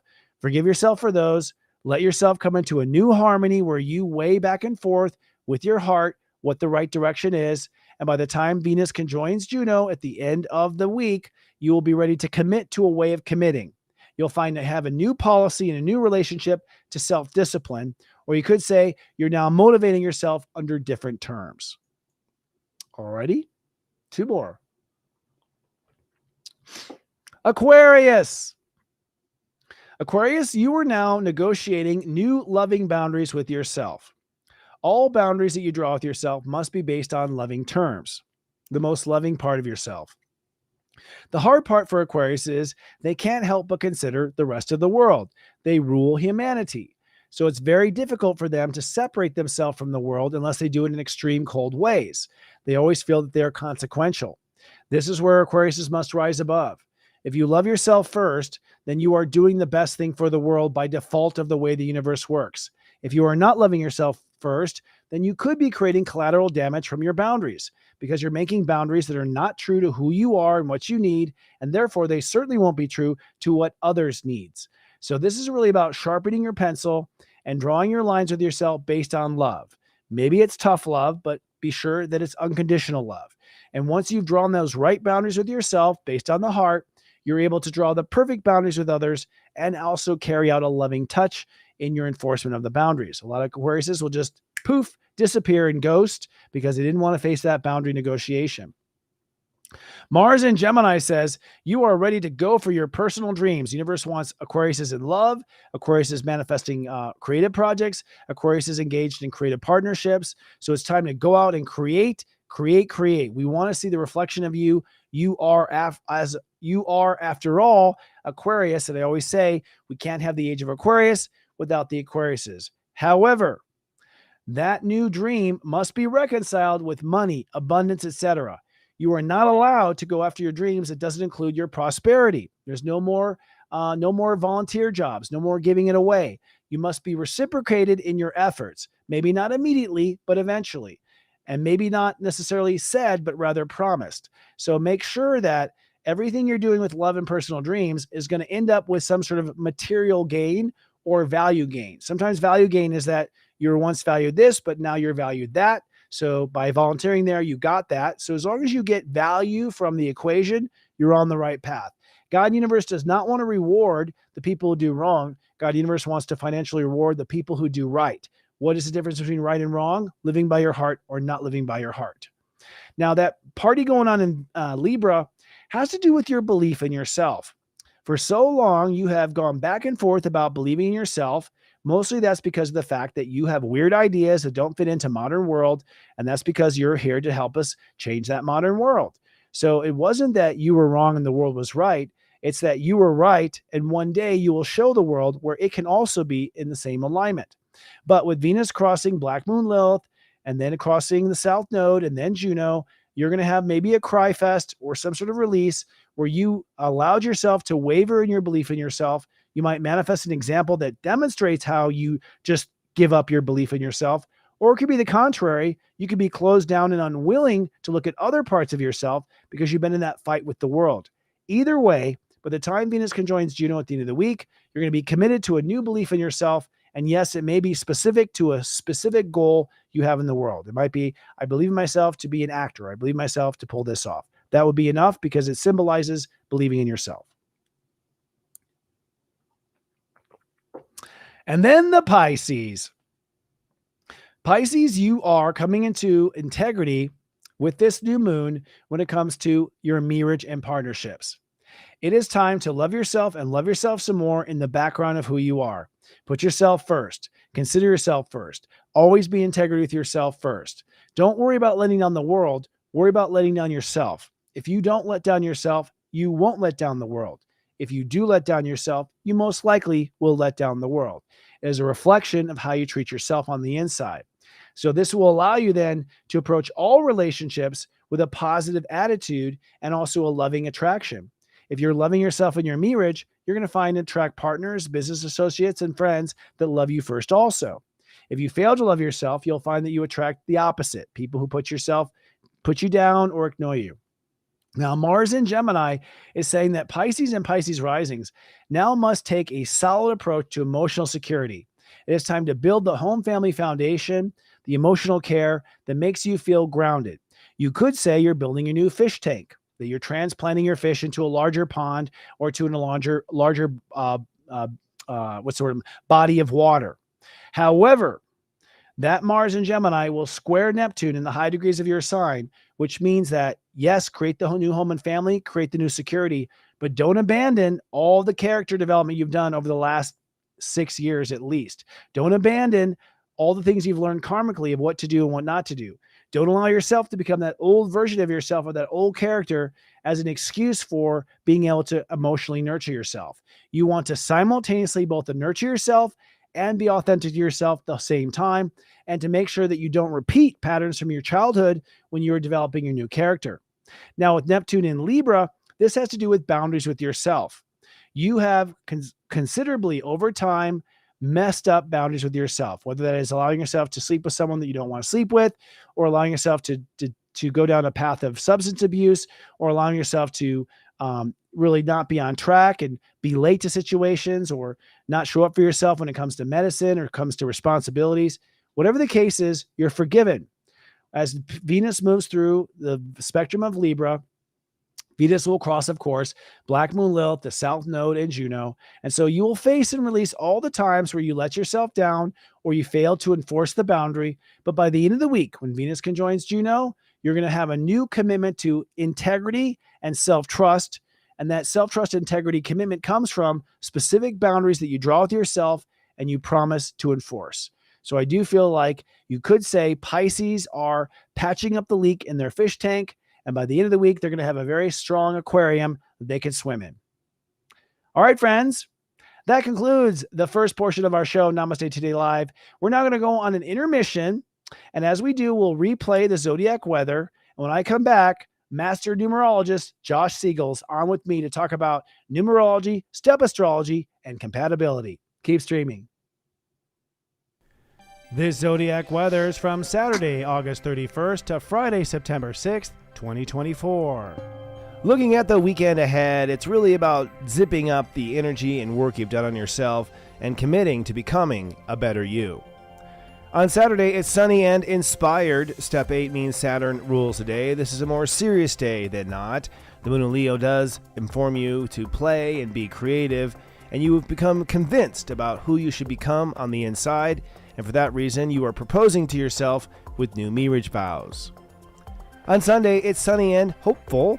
Step 9 means Mars rules the day. You're going to be active and wanting to get things done. You are becoming activated with your new intentions. That's because you are dreaming a new dream. And this is felt with the moon in dreamy Leo, then shifting into Virgo and becoming hyper-aware and detail-oriented. But there's a major cosmic shift on this day as well. In the morning, Uranus stations retrograde in Taurus, thereby putting a kibosh on further growth for the moment. And Pluto re-enters Capricorn for the last time at step 29 Capricorn retrograde, which is where we derive the title, Pluto Strikes Back. Looking on to the future in the 5-day weekday forecast, over the course of the week, we start off with a new moon that is a powerhouse of transformation, and the rest of the week is about unfolding and getting clarity. Let's drill down. On Monday, it's sunny and hyper-aware. The whole day is really a build-up to the new moon, which apex is around 3:25 Eastern Time in the United States. This new moon is at step 11, and so you spend this entire step 10 day bringing yourself together. You become transformed. You accept the new marriage. And on top of that, Mercury will trine Chiron, linking us to a healed vision for the future. Mars will square Neptune, prompting us to make a major turn with karma. And the new moon in Virgo at step 11 calls for you to love yourself and love yourself some more. On Tuesday, it's sunny and you're ready. Step 11 means you have now become initiated. The world has definitely changed. The moon continues in Virgo. And Venus in her home sign of Libra will oppose the North Node at step 6. This will be a calling to release old aspects of yourself that no longer serve you and embrace a new, fresh direction with the North Node. On Wednesday, it's sunny and rather crunchy. Step 12 means that I have become curious and Jupiter is ruling the day. Feelings have become charged now with your intention for the future. Venus now trines Neptune, linking your creativity with your spiritual mission. And Mars enters into Cancer, possibly disrupting your emotional flow. On Thursday, it's cloudy and moody. Step 13 means Uranus retrograde rules the day. You've now become evolved as you see fit. The moon in Libra may make you feel a little off balance, going left and right with relationships and whatnot. But by day's end, you're seeing your lifestyle on a whole new level. And then on Friday, it's sunny and wrestling. Step 14 means Mercury now rules today. That's a Mercury direct, incidentally. So you are feeling very sharp. You become sharp. You're reconciling your investments as to what goes where. As the day progresses, the moon moves into Scorpio. This allows you to draw some emotional lines with yourself and perhaps others. Venus will conjoin Juno in Libra, bringing a synergy energy to getting along with yourself, and Mercury squares Uranus retrograde, which means there's a turning point between your heart's intentions and the budget or how far you will build.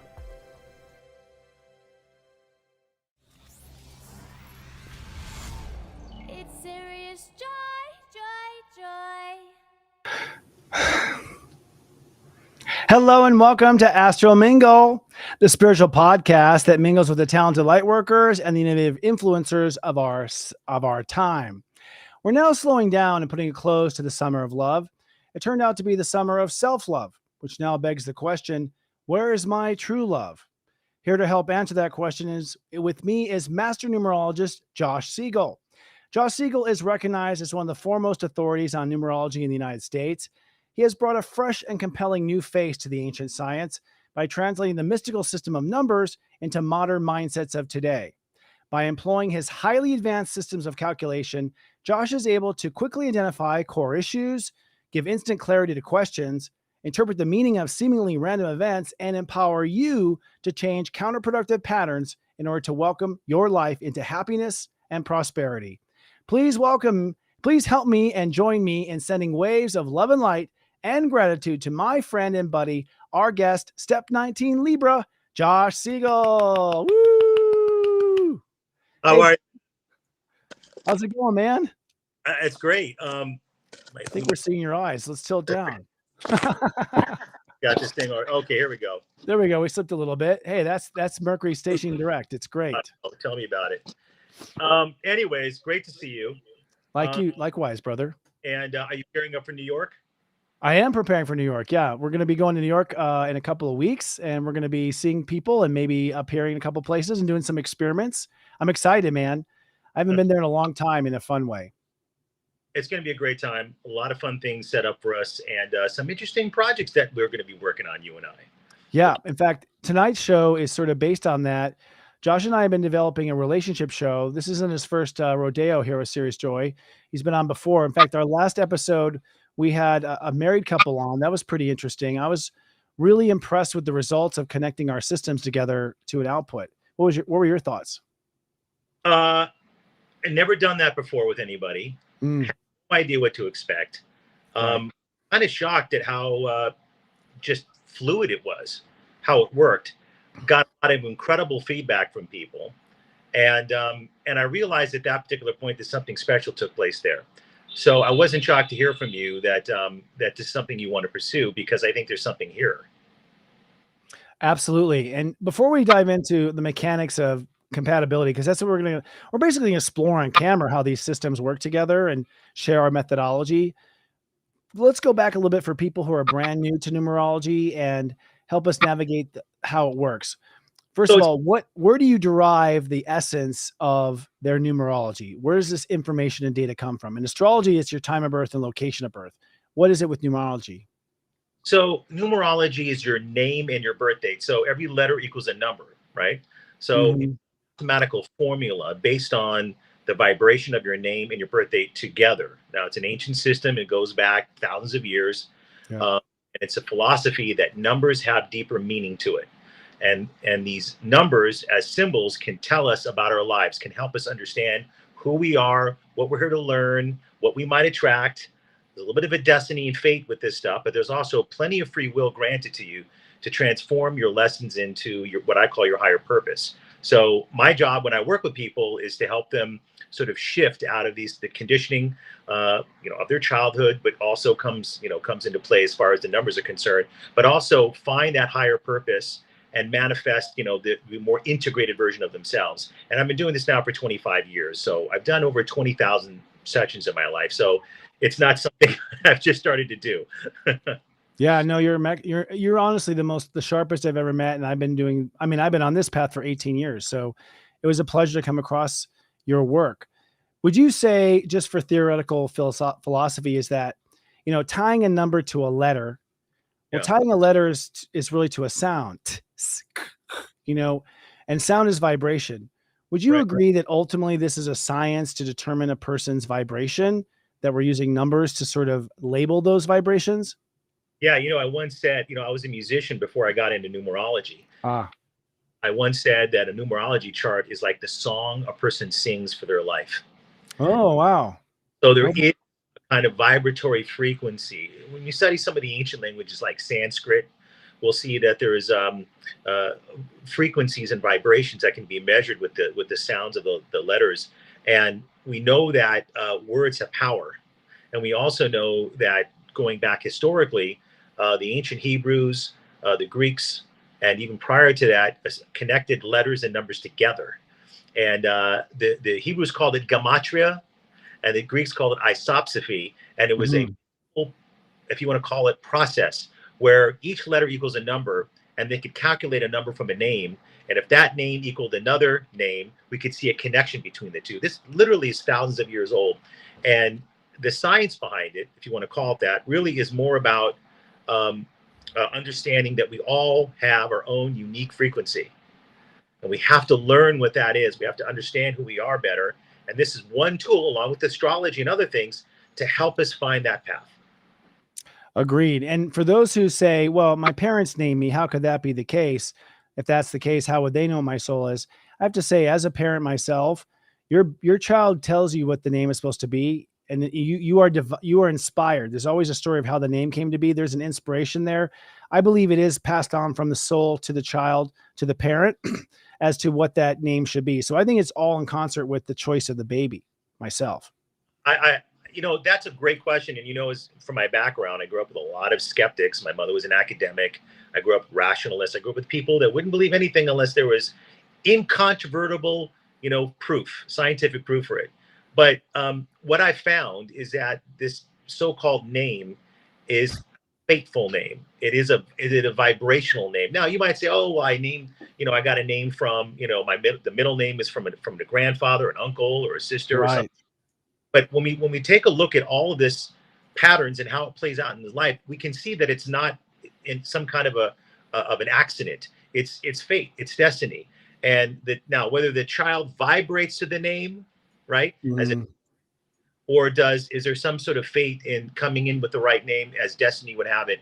These are mysterious things. The fact is that it works, and it shows us there's some sort of plan going on in our life. There's some sort of intelligence behind the events that we experience in life. And I think what the implication is that we're souls having a spiritual experience on this planet to learn and grow and evolve. I agree and concur. You often speak in your work as living an authentic life, which basically I'd say is the theme of this week, with this new moon at 11 degrees Virgo, 11 being a master number in your system. So I'm curious what your thoughts are on that. But what do you mean by living an authentic life, and how does that apply to numerology? My work over the last 25 years has been to help people find their core self. There seems to be a destined storyline for everyone that incarnates into this world, where there are challenges that actually repress certain parts of who they are. Now, that's on purpose. Yeah. Part of the plan. I didn't say it's easy and I didn't say it's fun, but it's part of the plan. My job is to help people reconnect to true self, core self, and then embody those principles in everyday life. So manifesting your higher purpose along with that, we want to call it integrated self. For example, a lot of people will work in an area where they are somewhat in the vicinity of what they're here to do. Or they'll work with people that do what they're supposed to do, but they don't do it themselves. I used to know a girl that worked in a photography studio, and she booked, everyone out. And then it wasn't shocking to me. I looked in her chart and I said, "You're the photographer. You don't need to be doing this anymore. You can actually do this," right? So, but we'll see also sometimes that we'll attract people in our life who will mirror something in us. So sometimes we'll have a relationship with an artist when we're supposed to be, we're supposed to be that artist, or sometimes we'll attract people to block our higher purpose. That happens all the time. Yeah. Attract people karmically in our life who are destined to kind of push back, because that's what we experience growing up, until we wake up out of the matrix and start changing the patterns and start saying, hey, I can be me now. I can be me. Yeah. I think I mean, in astrology, we have parts of our chart that show us certain karma being where our soul is still hung up, upset that we didn't achieve what we wanted to achieve, or wanted one more time at bat, or the one that got away. And so astrology shows that until about age 30, which is the Saturn return, we're sort of caught in those paradigms of trying to prove the past right. And that's one of the areas where we become inauthentic, that we're trying to replay the old side of ourselves, or trying to make the society happy instead of being our authentic self. I know you have multiples in your numerology. You're starting to talk about certain net years and stuff. Is there a similar schedule in numerology as far as cycles that people are caught in that dogma? Yeah, well, when people say, how do I know what my karma is? Well, tell me about your childhood. Yeah, no kidding. So you're gonna grow up in a family. You're gonna have you have that mother, that father, or even have a single parent. You're gonna grow up in a certain socioeconomic background. You're gonna grow up in a if you want to say an environment that definitely conditions you to a certain degree. That's gonna happen. That is part of the destiny. Then when you grow up, we tend to reenact and replay what we know. It's within us. So attached to the false self, or the conditioning that we grew up under, right? Then we go out and we have I always liken it to, if your computer has some kind of a problem with it, or a virus, you hit McAfee or hit Norton antivirus, Right. it's gone, right? Yeah. It'll work that way with the human mind. We get ideas, then we go out and we replay. So we attract relationships that mimic our wounds with our parents. We attract job situations where we may play out parts of our self-worth issues. All these things come into play until certain types of events happen in our life to start waking us up. Now, when does that happen? Well, there is something called numerological cycles, and they work in 9-year cycles, right? Okay. What you want to do, and what I routinely do in my work, is that I go back in time, and some of your listeners have had sessions with me, so they know how I work.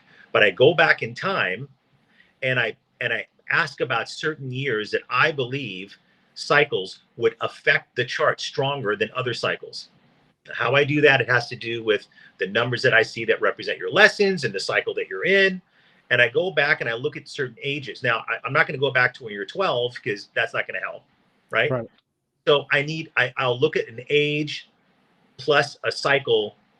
And this is just from experience. You do something for 25 years, you learn how to do things. And I ask to pinpoint the questions. Then what we need to do is find out what they attracted, how they played out their chart, how they reacted to the relationship issue, or the, family stuff that was going on, or the career issues going on. And then what we do is we see the arc of development from where they were then to where they are now. Now, of course, I'm going to pick out some other years along the road. So there's definitely a cyclical aspect of numerology, part of the developmental process, where we see where you were then and where you are now. And then we can, look at the facts of your life and then say, okay, you've done great here. You've integrated that here, right? Yeah. Now, let's see what we still have left and what we can still heal and work on, right? Yeah. And then when we start doing that, it changes everything, because we now have the facts, we have the awareness, we have the realization, we have the confirmation, which I think is so powerful in what you do and what I do, is that you confirm certain parts of who a person is. It's so healing to get that. I wish I had that when I was younger. I didn't, I was searching myself. So on the 9-year cycle, that would mean that everyone's life technically will always have a shift at age 9, 18, 27, 36, 42. That multiple 9 will always be a constant. Is that correct? Not precisely, because let's say in the year that you're born in a 4 year. That means your life path is a 4, right?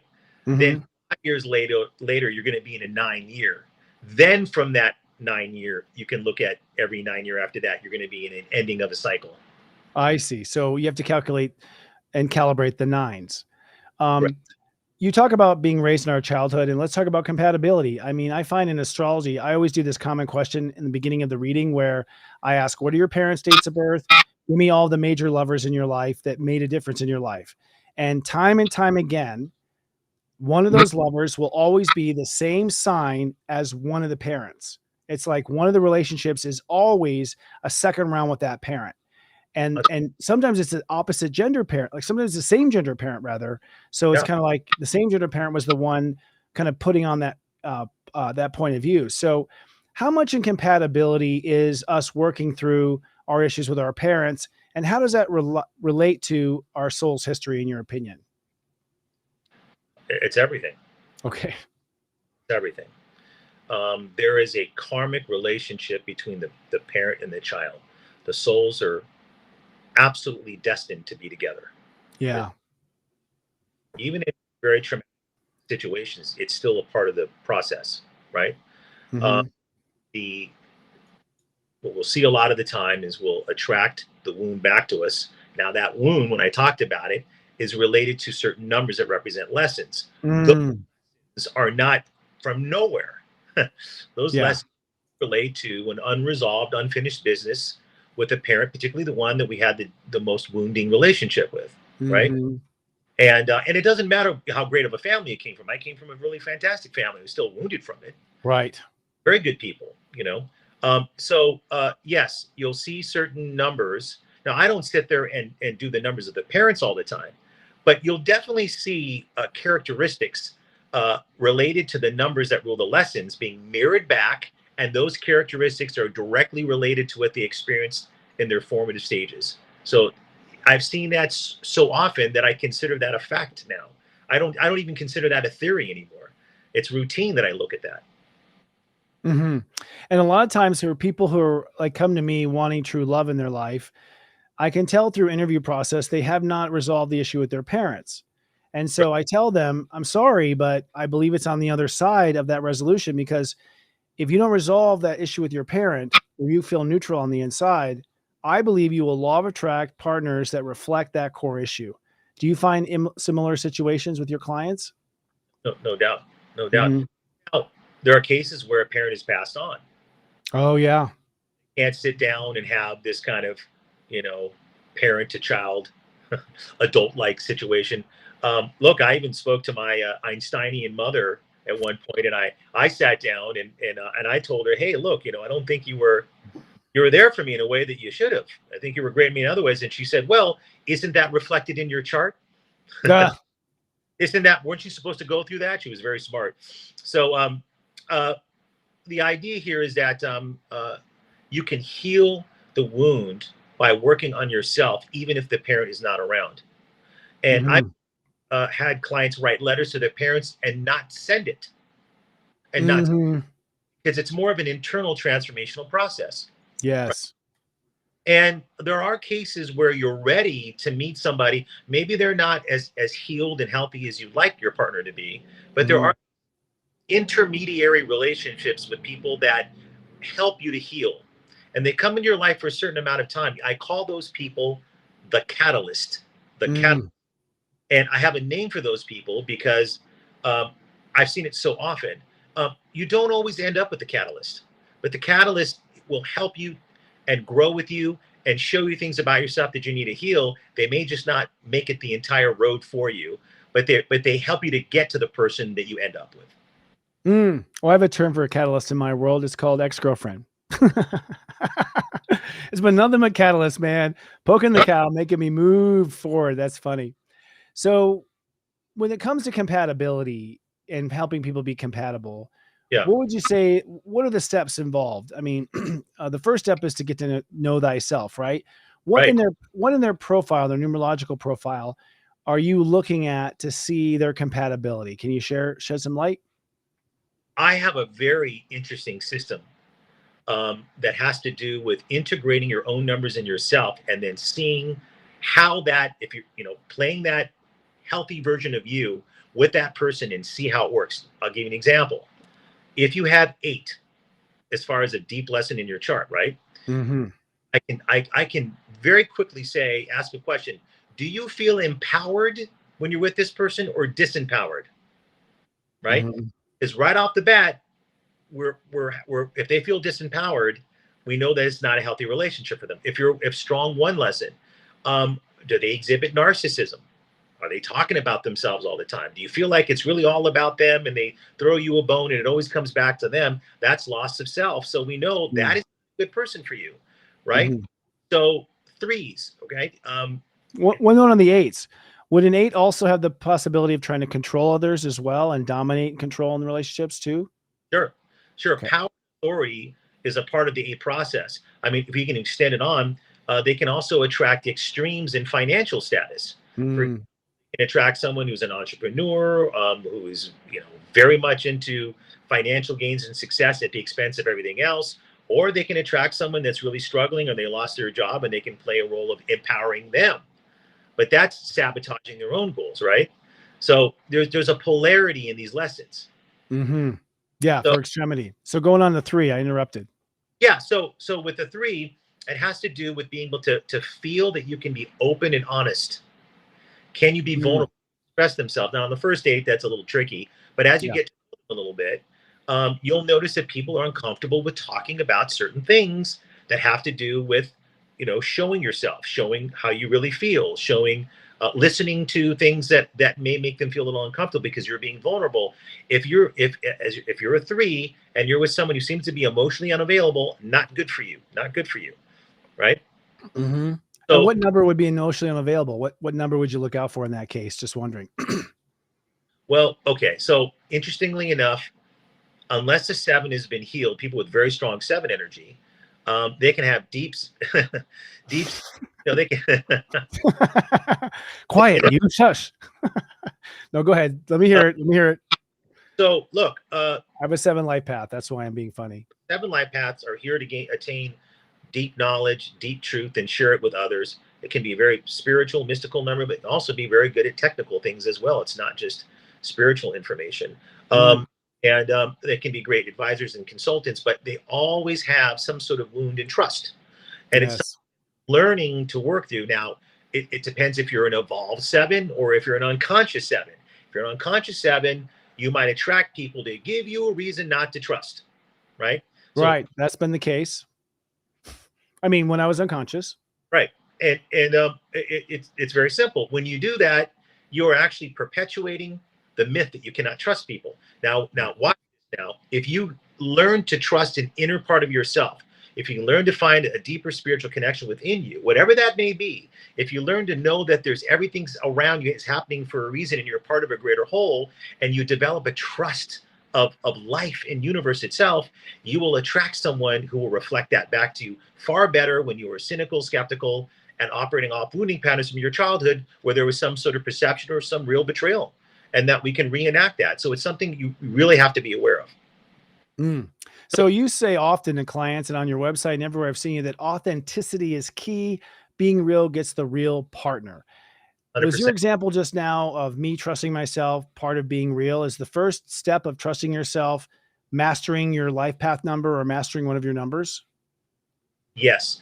I have clients who've been married for many, many, many years, and they're not doing their higher purpose. They're not integrating their numbers. They're operating unconsciously, reenacting all the time with their significant other. And they Yeah. ask, what should I do? Should I leave this person? And I said, you're not even being you yet. You're not. Right. Let's work on you together. Let's get you there. Then you're going to have a better objective awareness as to what you need to do with this marriage. Yep. I think just rushing out of a marriage just because it's a dead end for a while. No, there are cases where that's called for, but that's very, very obvious and very clear and not easy to miss. But there are cases where people are just sort of stuck or lost or bored or they're not happy, but they're not doing them. We want to do us first. We want to start integrating who we are, and then that'll help us really get the spotlight on a relationship and really see clearly in a healthier way than before, instead of just unconsciously replaying with that significant other. And so I do think authenticity and attaining greater sense of core self is key to understanding your relationships. I quite often find with my clients, I mean, I have a client, often women, sometimes men, but they'll go through a Saturn in the 5th house or Saturn in the 7th house transit. And in astrology, that means it's a major review in how you treat yourself and then a major review in how you end up being treated by others. Because in astrology, the reflection of your self-treatment is echoed in your partnerships. So many of them just want to kick the partner to the curb and get right to the true love. And I keep telling them, you're going to law of attract the exact same thing. And I have seen so many cases, I cannot tell you how many, where the person who thought they were over that partnership and the way the other partner was playing the role for them, once they address their true self, it all turns around in ways they never expected. So I would say it's kind of 50-50 as to the clients that actually end up leaving that partner they were asking me if they should leave once they do the work. That's just something I found. So it's quite surprising, and they never would have imagined it could happen. Well, part of that has to do with graduating or leveling up. Mm. So when people start doing the work and they gain better awareness and higher consciousness, they start to shift at a different level. Now, if your partner is still operating where you used to be, right? Yeah. You can try to give them a leg up, right? You can work with them. But sometimes you realize that ultimately the integrated you or the healthy you really shouldn't be in that relationship. Now, other times you'd be surprised. Sometimes the partner gets kind of shocked, and as you start to change, they get kind of shocked into growing up themselves. And so it's not always that these relationships, fall apart just because one person becomes more enlightened. Sometimes a person, if there's enough love there and enough commitment there to shift as well. People can change. Now, there's some people, that can't. But Right. I've seen a good amount of cases where people changed, sometimes surprisingly so. Yeah, sometimes. I mean, that was the whole goal. Sometimes you can see in the compatibility of two charts in astrology where one goes first, one dives in first, and the other follows. Sometimes you need to see the other person do it to believe it's even possible. A lot of times I have clients, you probably do too, where the woman in the most case is like the high spiritual one. The man's like, fixing go-karts in the garage, and they feel very alone and they feel very abandoned. And they ask me, should I be with this person? Is this my intention? Shouldn't the person be just like me? And should we gravitate? And I think one of the myths in partnership is that you get everything in one partnership. Quite often that partner is perfect for you. Sometimes the person who knows the most wants to feel like they know the most. They don't want to be challenged by their partner and debated on their partner on what light work is right and what isn't. Sometimes they want to shine and be supported. Sometimes there's a teacher in the relationship. So I see a lot of times is throwing the baby out with the bathwater, thinking that everything has to come from one person, when really when you're in serious joy, you're getting fulfilled. When you're hanging out with Josh, you're getting fulfilled. Why does my husband have to speak numerology?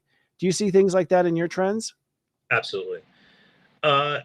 Let's not forget, there was a reason why that relationship took place at the beginning.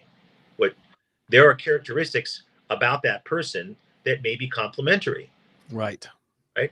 So maybe they're not the most spiritually advanced person in the world. Maybe they suck a little bit at the emotional stuff and make some mistakes in that department, but they're stable, secure, dependent, honest, integral, and they love you to hell. I mean, they just love you.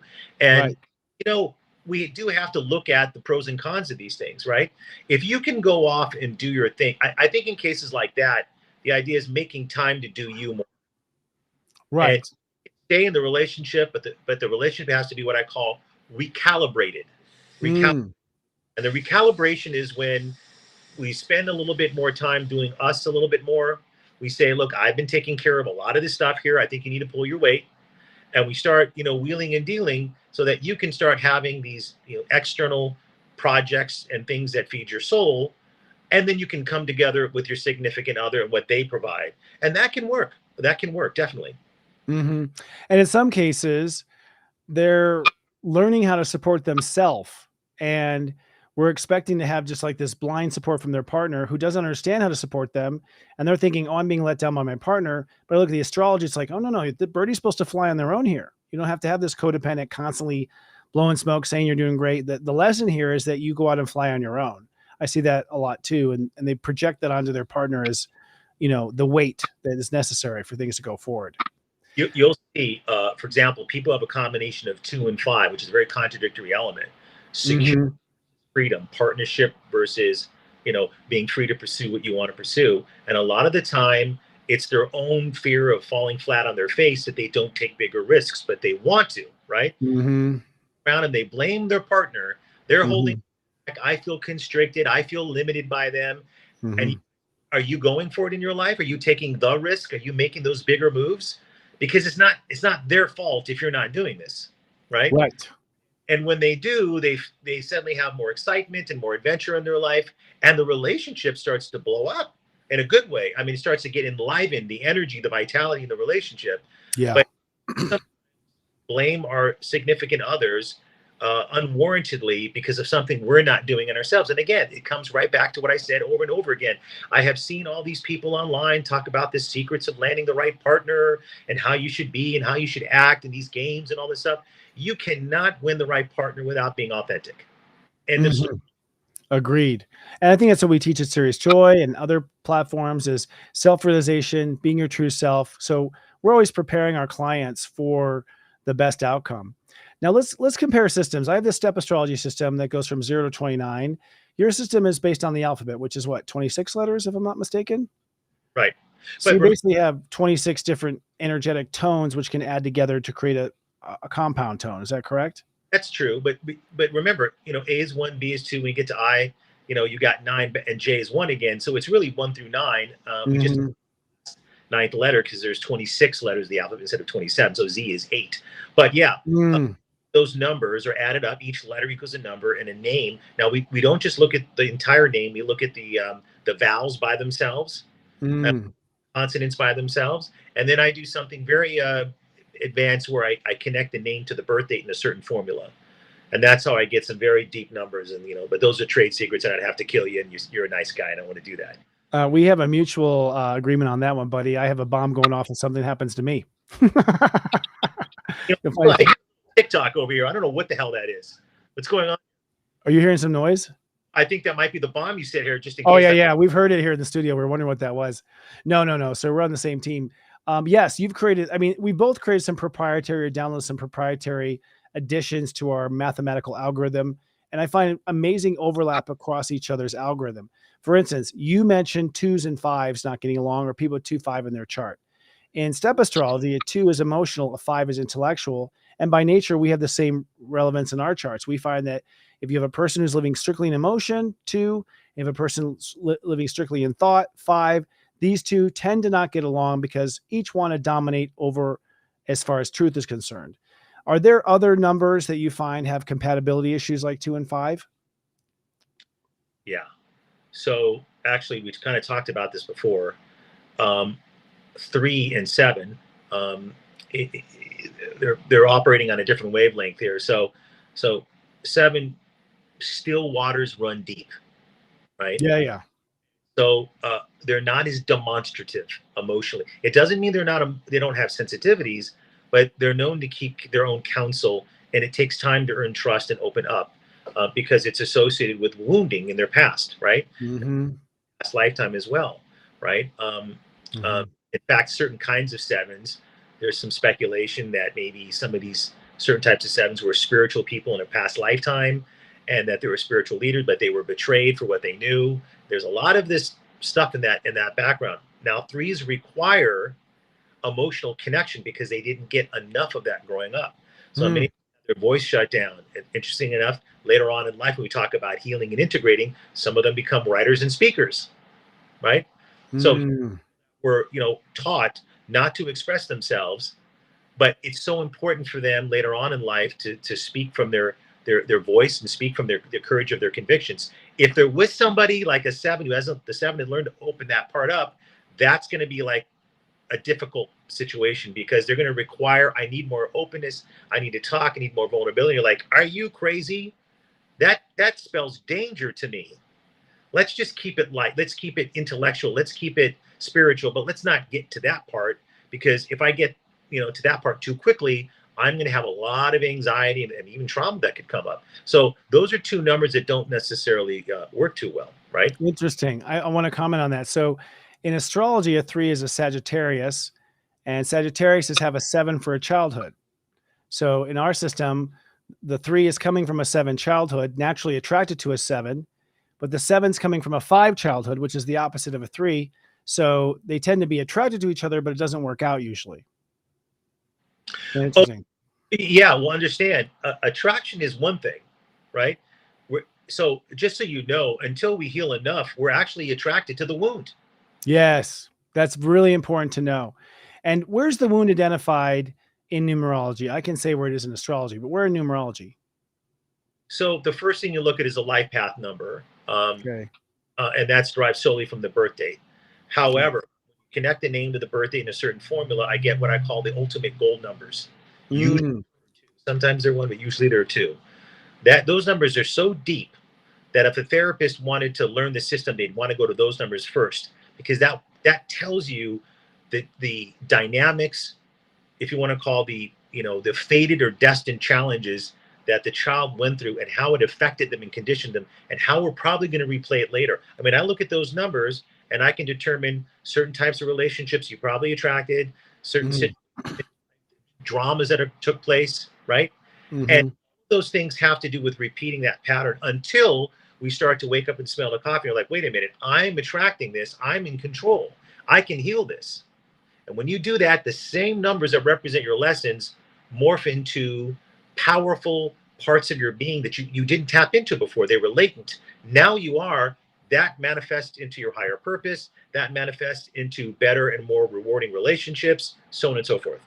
Mm. Same is true in astrology. We would look at that as the Chiron placement. Right. Chiron, which is the number of 11 embodied in a planet. So the number 11 of Chiron is the greatest wound and the greatest salvation, both in one. And we would say that you are manifesting variations of your Chiron wound until you become aware of your Chiron wound and stop working on it through others. So astrology concurs completely based on Chiron. That's very interesting. Yeah. Well, also your astrology in particular, because you're using step systems and numbers and all this, alternative things that I haven't seen before, right? Yeah.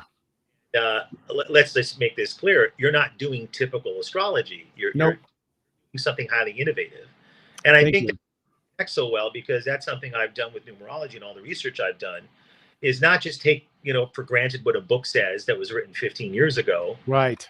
but someone saying on the internet, doing real life work and study Yeah. and test and trial and error. That's what makes you understand the system better than experience. That's what helps you. And then you develop your own system from that. And I think that's what you did. Yeah, beautiful. Thank you. That is exactly what I did. I mean, I think being on the internet, back in 2006 when I first went on, one of the most powerful things that I had was for the first time as an astrologer, I could say, "Hey, this is going on for the Aries," and then comments would affirm or deny it. So I had this immediate public feedback that I just kept massaging my formulas to a sharper and sharper pencil. And I think that was one of the ways I've been able to sort of catapult where other astrologers could only get that feedback from reading by reading by reading. So it's this, basically a wide study, if you will.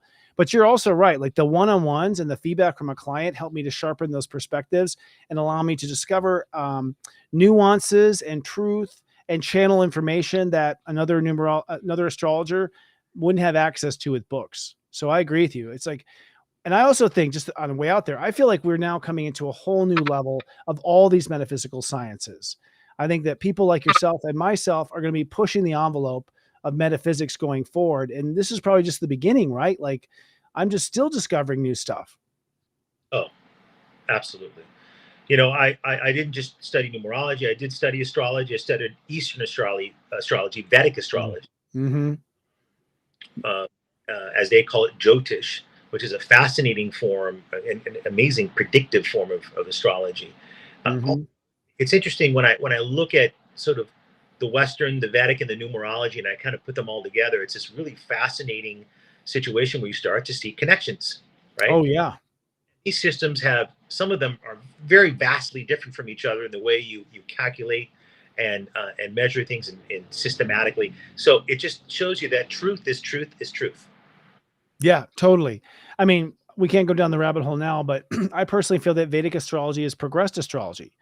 Western astrology is based on, Mesopotamia, 26,000 years ago or whatever, when Aries was on the horizon. Now Venus is Pisces on the horizon at, at the spring equinox. And so it's now based on Pisces. So we've progressed from Aries to Pisces. So I feel like Vedic is telling where your soul's most progressed. I believe Western is telling you where your soul's come from. They're all very useful, whether I'm looking through the front window or I'm looking through the rear view window. I'm learning about the spectrum of my consciousness. So I'm a person that it's all correct. It's just a matter of finding where they fit together. That's totally true. You're referring to the precession of the equinoxes, right? Correct. Yes. And how at some point, I think it was Ptolemy, decided we're going to just fix the signs here, and that's that. Where Vedic continues with the precession of the equinoxes. That's why your Right. sun be like 24 degrees different Yes. than it is in your Western. So Yes. fascinating stuff works. You know, It is. And you can see the application of it everywhere, you know. So I'm like a late Aries. And I have to say, no, I'm a Taurus, but I'm acting like an Aries. Yes, the Vedic is correct. I'm acting like an Aries most of the time, stepping on toes. But I am, in fact, a Taurus building stuff, you know, at the end of the day. So I think they're both correct. So Right. you have what you call compatibility sessions. Can you tell us what that is and share some anecdotes of couples you've helped? So, what I'd like to do typically is have a session with each person individually beforehand. Oh, So wow. So it's a big compound to help a couple. It's a lot.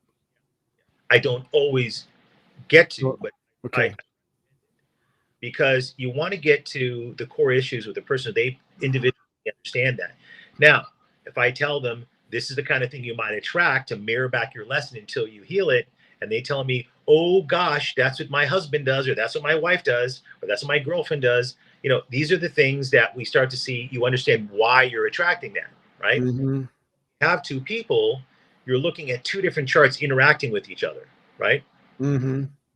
It's very fascinating because you can see numerically in each chart why they attracted each other and how they trigger each other. Mm-hmm. There are certain motivations in one chart and motivations in another, and they're feeding off of each other, right? Mm-hmm. Every relationship, to some degree, that's happening. Sometimes a little more subtle, right? Yes. Ones that are more dramatic and having more problems, it's playing out in a more sort of, you know, hardcore manner. But what it is that there's certain characteristics of one person that trigger just perfectly a perfect reflection of their lesson numbers. Mm-hmm. You know, I got to tell you, I've spoken to, you know, a psychotherapist about this many years ago, and he didn't discount the fact that we do tend to attract people to trigger ourselves and play at our wounds and so on and so forth. And I said, well, how do you you know, think about in terms of how it's so perfectly done at an exact time in a person's life? Because I'm getting them to admit that it's a little bit beyond statistical probability about how this works out. Because I know everyone listening right now has attracted a certain type of person at a certain time in their life that played out certain types of things. Yep. Those, and if you look back retrospectively, that was so clearly meant to be, and it was so perfect to trigger certain things in you to learn.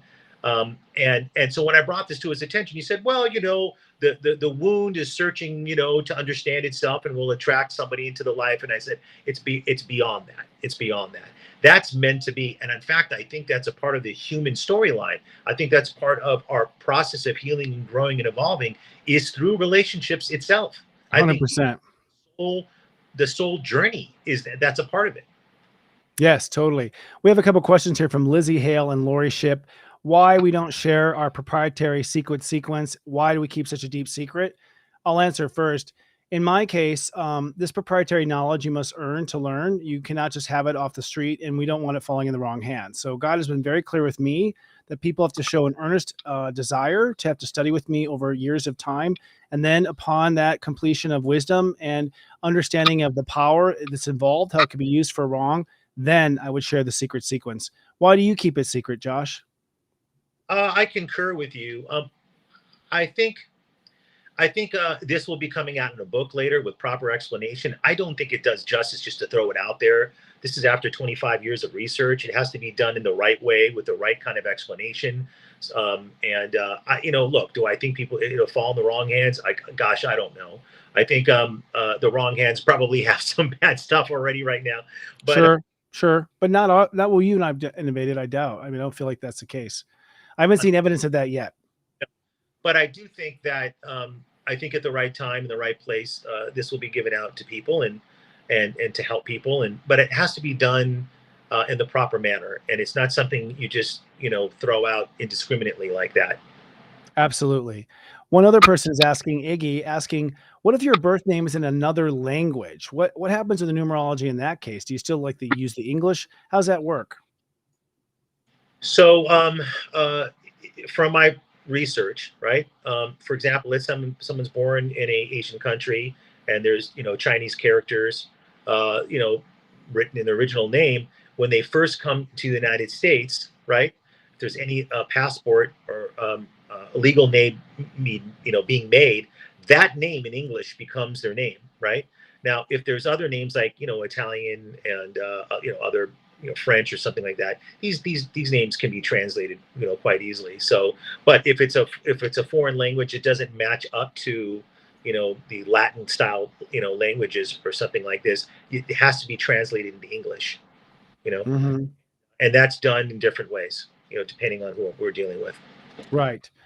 Follow up, Michelle asks, why not patent the sequence? Well, when you patent it, you have to give it out what it is, and it's public knowledge. So patents actually don't serve you.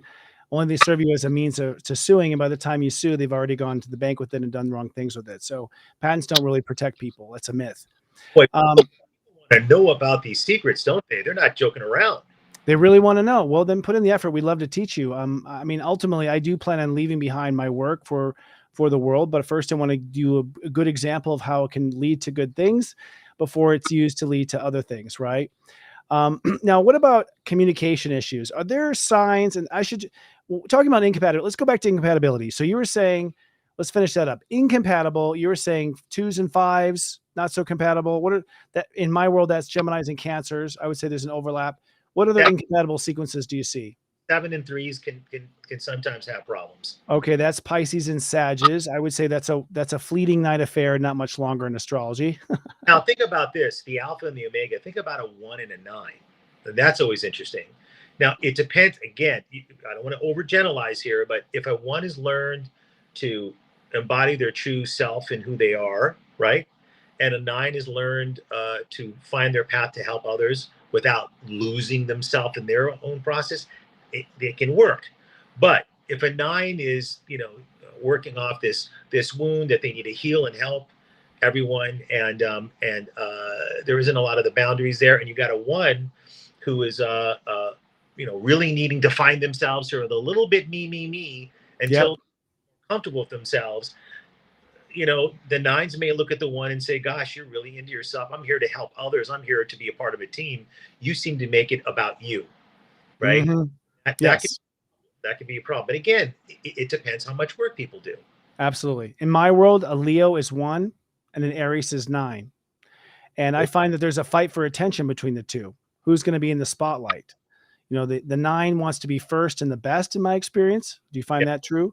And the Leo wants all the attention. The 1 wants it all about them. So there's a little bit of a conflict there. It's hit or miss. Like it can turn to great passion or not. Well, the idea is the 1 could help the 9 learn to find their own individualistic path and creativity, which can be, Hmm. and the 9 can help the 1 get the hell out of their inner, personal selves and start thinking about other people and broadening their scope of awareness, which might be very enriching to them. Mm. Now, in the step system, a 9 and a 1 together make a 10. Do you have that sort of compatibility in numerology? Um, not I don't add people's numbers together. Hmm. But it's interesting to notice that there are people that have in their own chart. In fact, I had a client earlier today who is a 19 10 1. Now remember, I used a double digit numerology, which is Yep. far more. So the number 19 combines 1 and 9. It does break down to a 10, and then 1 and 0 break down to a 1. So we call that the 19 10 1. And they do have this interesting tug of war between what they want and the universal plan. So Right. in control issues. They have a hard time letting go. He just told me earlier today, before he had the session with me, that he had a awakening through meditation about surrender. And I said that the ancients called 19 the number of surrender, right? Yes. Let go of your personal self and become part of the universal self. And then ironically, you find yourself through that process. So we do combine those numbers when there is a double digit number in one person's chart. I do the same with step numbers. So I actually have 19s all over my chart. It's a bane in my existence. where I'm, fighting between what my heart dreams about and my ego thinks will get me there faster. I liken the 9 to the ego and the 1 to the heart. Then the net 10, I find that 0, that's a 0. That turns into a vulnerability, a rite of passage, having to wait to see if it'll turn out. And I have either gone off to the wrong number in 19, or I failed to hold the space until completion in 10. So I've never really made it to 20 yet. Well, I have both in my chart, actually, 19 and 20. Mm-hmm. So you're a 19 Libra in my system. You're a step 19 yourself. I am. And it opposes, in fact, your sun conjuncts my Uranus. My Uranus is at 19 on top of your sun at 19. So we're a couple of, here we are 19 together. We're the 19 club, right? Yeah, it's nice. Yeah. Like to be 19 again. That was a fun year. I wouldn't mind. I was kind of a jackass, but I wouldn't mind. Do you correlate the year of birth, like just like your 0-year-old, 1-year-old, 2-year-old with the numerology number that's associated with that year? Oh, you mean add up the year itself and get a number from that? No, I mean, when I'm 0 years old to 1, I'm in a 0 state. When I'm 1 to age 2, I'm in a 1 state. When I'm 2 to age 3, I'm in a 2 state. Because in the step system, that's been what we've downloaded, and it seems to work. Like your terrible 2s are all about your emotions too. Right. But it bleeds into culture, right? Some of these truths. Right. So I think there's something there. It's not something that I routinely use in my practice. Yeah. I do think there's certain ages, and sometimes we'll see that in Vedic astrology, that certain planets will come of age. Mm-hmm. It's the maturity number for that age for that planet. So I think that's really fascinating. But I think that all of these things kind of interact with each other. And I think it's part of what Carl Jung called synchronicity. Mm-hmm. Yeah. Certain ages and certain experiences we have and certain numbers in our chart, they all kind of correlate. Certain numbers that we see. A lot of people, right, watching this have lucky numbers, or they see numbers. This has been, where numerology sort of taken off in recent years, is because these number sequences that everyone's seeing. And everyone wants to know what they mean, 777, 44, 33, 11, 11. So I think the numbers that people see also are part of some bigger plan as well. I agree. And your interpretation of the numbers. And I think that's all relevant. I mean, I've never disagreed with us comparing numbers to each other, my step system to your numerology. In most cases, I agreed, but you added something I left behind or didn't see. So it's only expanding my knowledge, not contradicting it. What about communication? Are there numbers that just don't talk or communicate or really able to understand each other, sequences? So it's interesting. 5 is a very effective communicator, and we'll see people with strong 5 energy are involved in the communication industry, marketing, promoting, and selling, or being able to convince people. Some of them are actors, some of them, are journalists, right? So communication is very strong under 5. They're very good at it, right? However, there are certain numbers that don't like to be. It depends on the chart. Remember, I'm looking at 6 numbers, right? So I have to weigh in balance. There can be something called an introvert extrovert. So you can have, certain extroverted numbers like a 5, but on a personal level, let's say you have a wound in the 3. Now that gets interesting. You're a talk show like this. You could be a reporter, right? You're great selling things in a room. All of this stuff is powerful. You have a magnetic communication ability. But when you go home, or when you're on a personal level, you clamp up with the 3. Vulnerable, right? Same with like a 5 and a 7, right? So again, you could have communication ability. You could be very good in front of people, but on a personal level, dealing with sort of things that have to do with vulnerabilities and bearing your soul and dealing with emotional stuff, you might be shut down. So if you have a wounded 3, meaning you have 3 in the developmental part of the chart, or 7 in the developmental part of the chart as well, that can affect your ability to communicate properly. You might hold things in. In fact, a double-digit number that does that more than others is the 13, which is a version of. It's a classic indicator of having a kind of a bonkers parent where you couldn't, express yourself, because that would be adding fuel to the fire. So you learn to manage things later on in life. They're always managing crazy people or crazy businesses, or even a housewife. Everything's going nuts and they're trying to keep it all together. And there doesn't seem to be any time, or place for their own feelings. Interesting. Those are certain types of numbers are known for that. Yeah, 13 is haunted in my system too. In the case of 13, and that's to a 4, which is Right. a sense of not feeling they belong anywhere, not finding their place in life, not knowing where they stand in the family, where they stand in community, where they stand anywhere. So they kind of feel like the outside out, the one left out, the rebel, and they're trying to really live by their own beat of their drum. 13. So there's a bit of a breakthrough in 13s. They sort of like age 13 and and teenager 13. It's sort of a breakthrough number for my system. It is. Well, I think it's a breakthrough number in mine either, because we know in the tarot that the 13th tarot card is the death card, and it's in transformation. And Yeah. at one point in their life is going to go through this kind of death and rebirth. It usually means, remember, we attract what we fear. Yeah. Part of Yes. the until we heal and integrate, right? Yeah. So if they go through a point in their life where they attract sort of everything falls apart in their life, their structure, right? Because remember, they had anxiety about that. I call it survival mode. But then when they pick up the pieces and they get back on track, they conquer that fear. Yeah. Then they can create a new future, death and rebirth, right? Yeah. So numbers all kind of correlate to, a lot of interesting things in life. Well, we're getting a lot of questions in the chat about the next octave of Net 4, which is 22. What is your mysticism around the number 22? Right. So all double digits that repeat themselves, starting at 11, 22, 33, 44, up to 99. Mm-hmm. Classic old school numerologists called those master numbers. Mm-hmm. You'd say because that, they doubled their masters? yeah, well, you could say, yeah, they You get doubled 2 for the price of 1, basically. pretty much, right? Yeah. So the power of a 22, you could also say it's 2 11s, which is the first master number, but it terminates and it manifests into a 4. Okay. Mm-hmm. So one thing about 11s it can be charismatic, they can be interested in higher consciousness, they can be a messenger to people, they can be in the media, they can be very unique in their creativity, but they're not very grounded. Interesting perception. One of them I should know. Oh, you're an 11? Which is that? You're And a 22, ironically. So as I've gotten older, I become more grounded with that 11. But that's a wild energy, and that 11 can give you highs and lows. Well, when you reach the 22, you learn to take that inspirational energy, collaborate with others on larger scale projects, and build something into reality that we can connect to people. So 2 is helping, assisting, and supporting. Now, if that 22 is a lesson number, we're going to get into codependent situations. We're going to overhelp, we're going to overassist, we're going to overgive, we're going to lose our boundaries, and we're going to have to snatch it back. We're going to get sidetracked from our goals.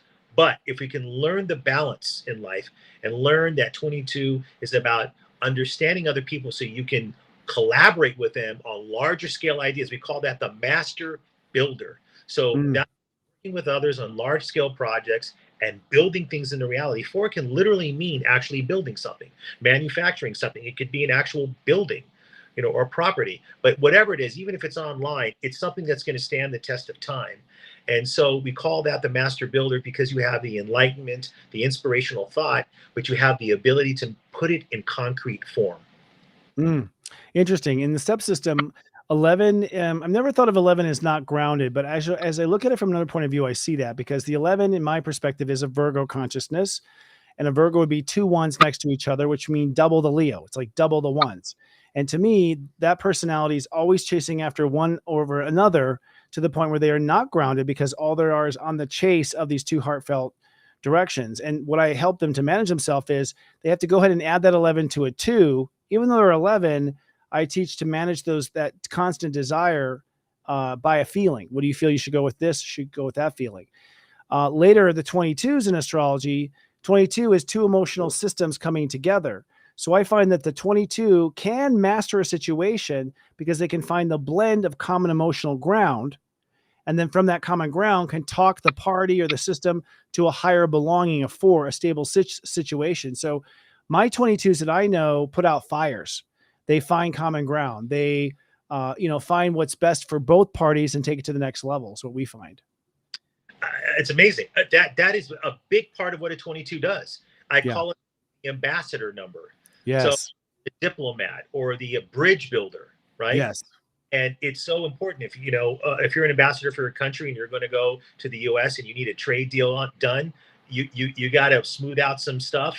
One of the leaders said something that pissed off the other leader, and we got to do some damage control, and then we got to get forward and create a win-win situation. That's what a 22 is going to do. Let me tell you something. Those win-win situations can be huge. Yeah. Implications that even on a personal microcosmic level, just a person watching this who has a 22 in their chart, they can learn to use that power wisely. They can have huge success, but also do something to help others, because 2 does want to assist and support. Yeah, totally. They want to bring resolution to wherever there's conflict. And I find that there's 2 stages of a 22. There's the first stage where the 22 comes to the table emotionally weak, where they themselves are not good at keeping their emotional tone in integrity. And in those cases, when they show up to the scene, they are infected by the emotions that they're surrounded by. Then they reach a maturity point where they learn to hold their own emotional ground. And at that point, then they affect the 2 of the environment. Now they can transmute the 2 of the room. These are people who can turn a room around, convince the board of directors to make the vote, convince the voters to vote. Like, they can emotionally turn a bad situation from lemons into lemonade, but they have to come to the table emotionally charged with a solid 2. Yeah.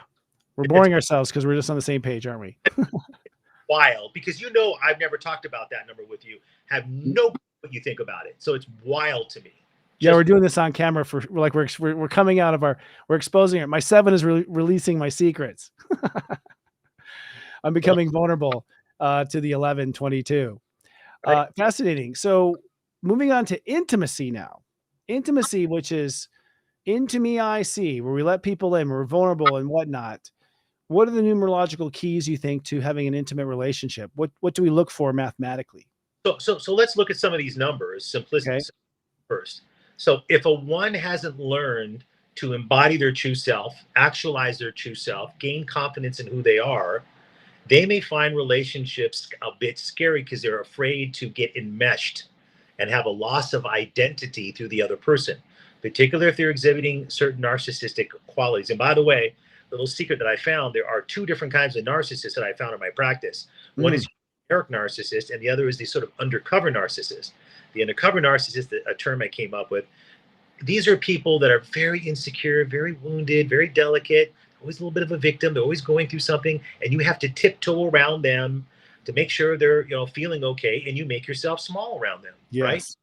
And that's a way of disowning yourself. I mean, now you can also be with a full-blown typical narcissist, and then you project your dynamic self onto them.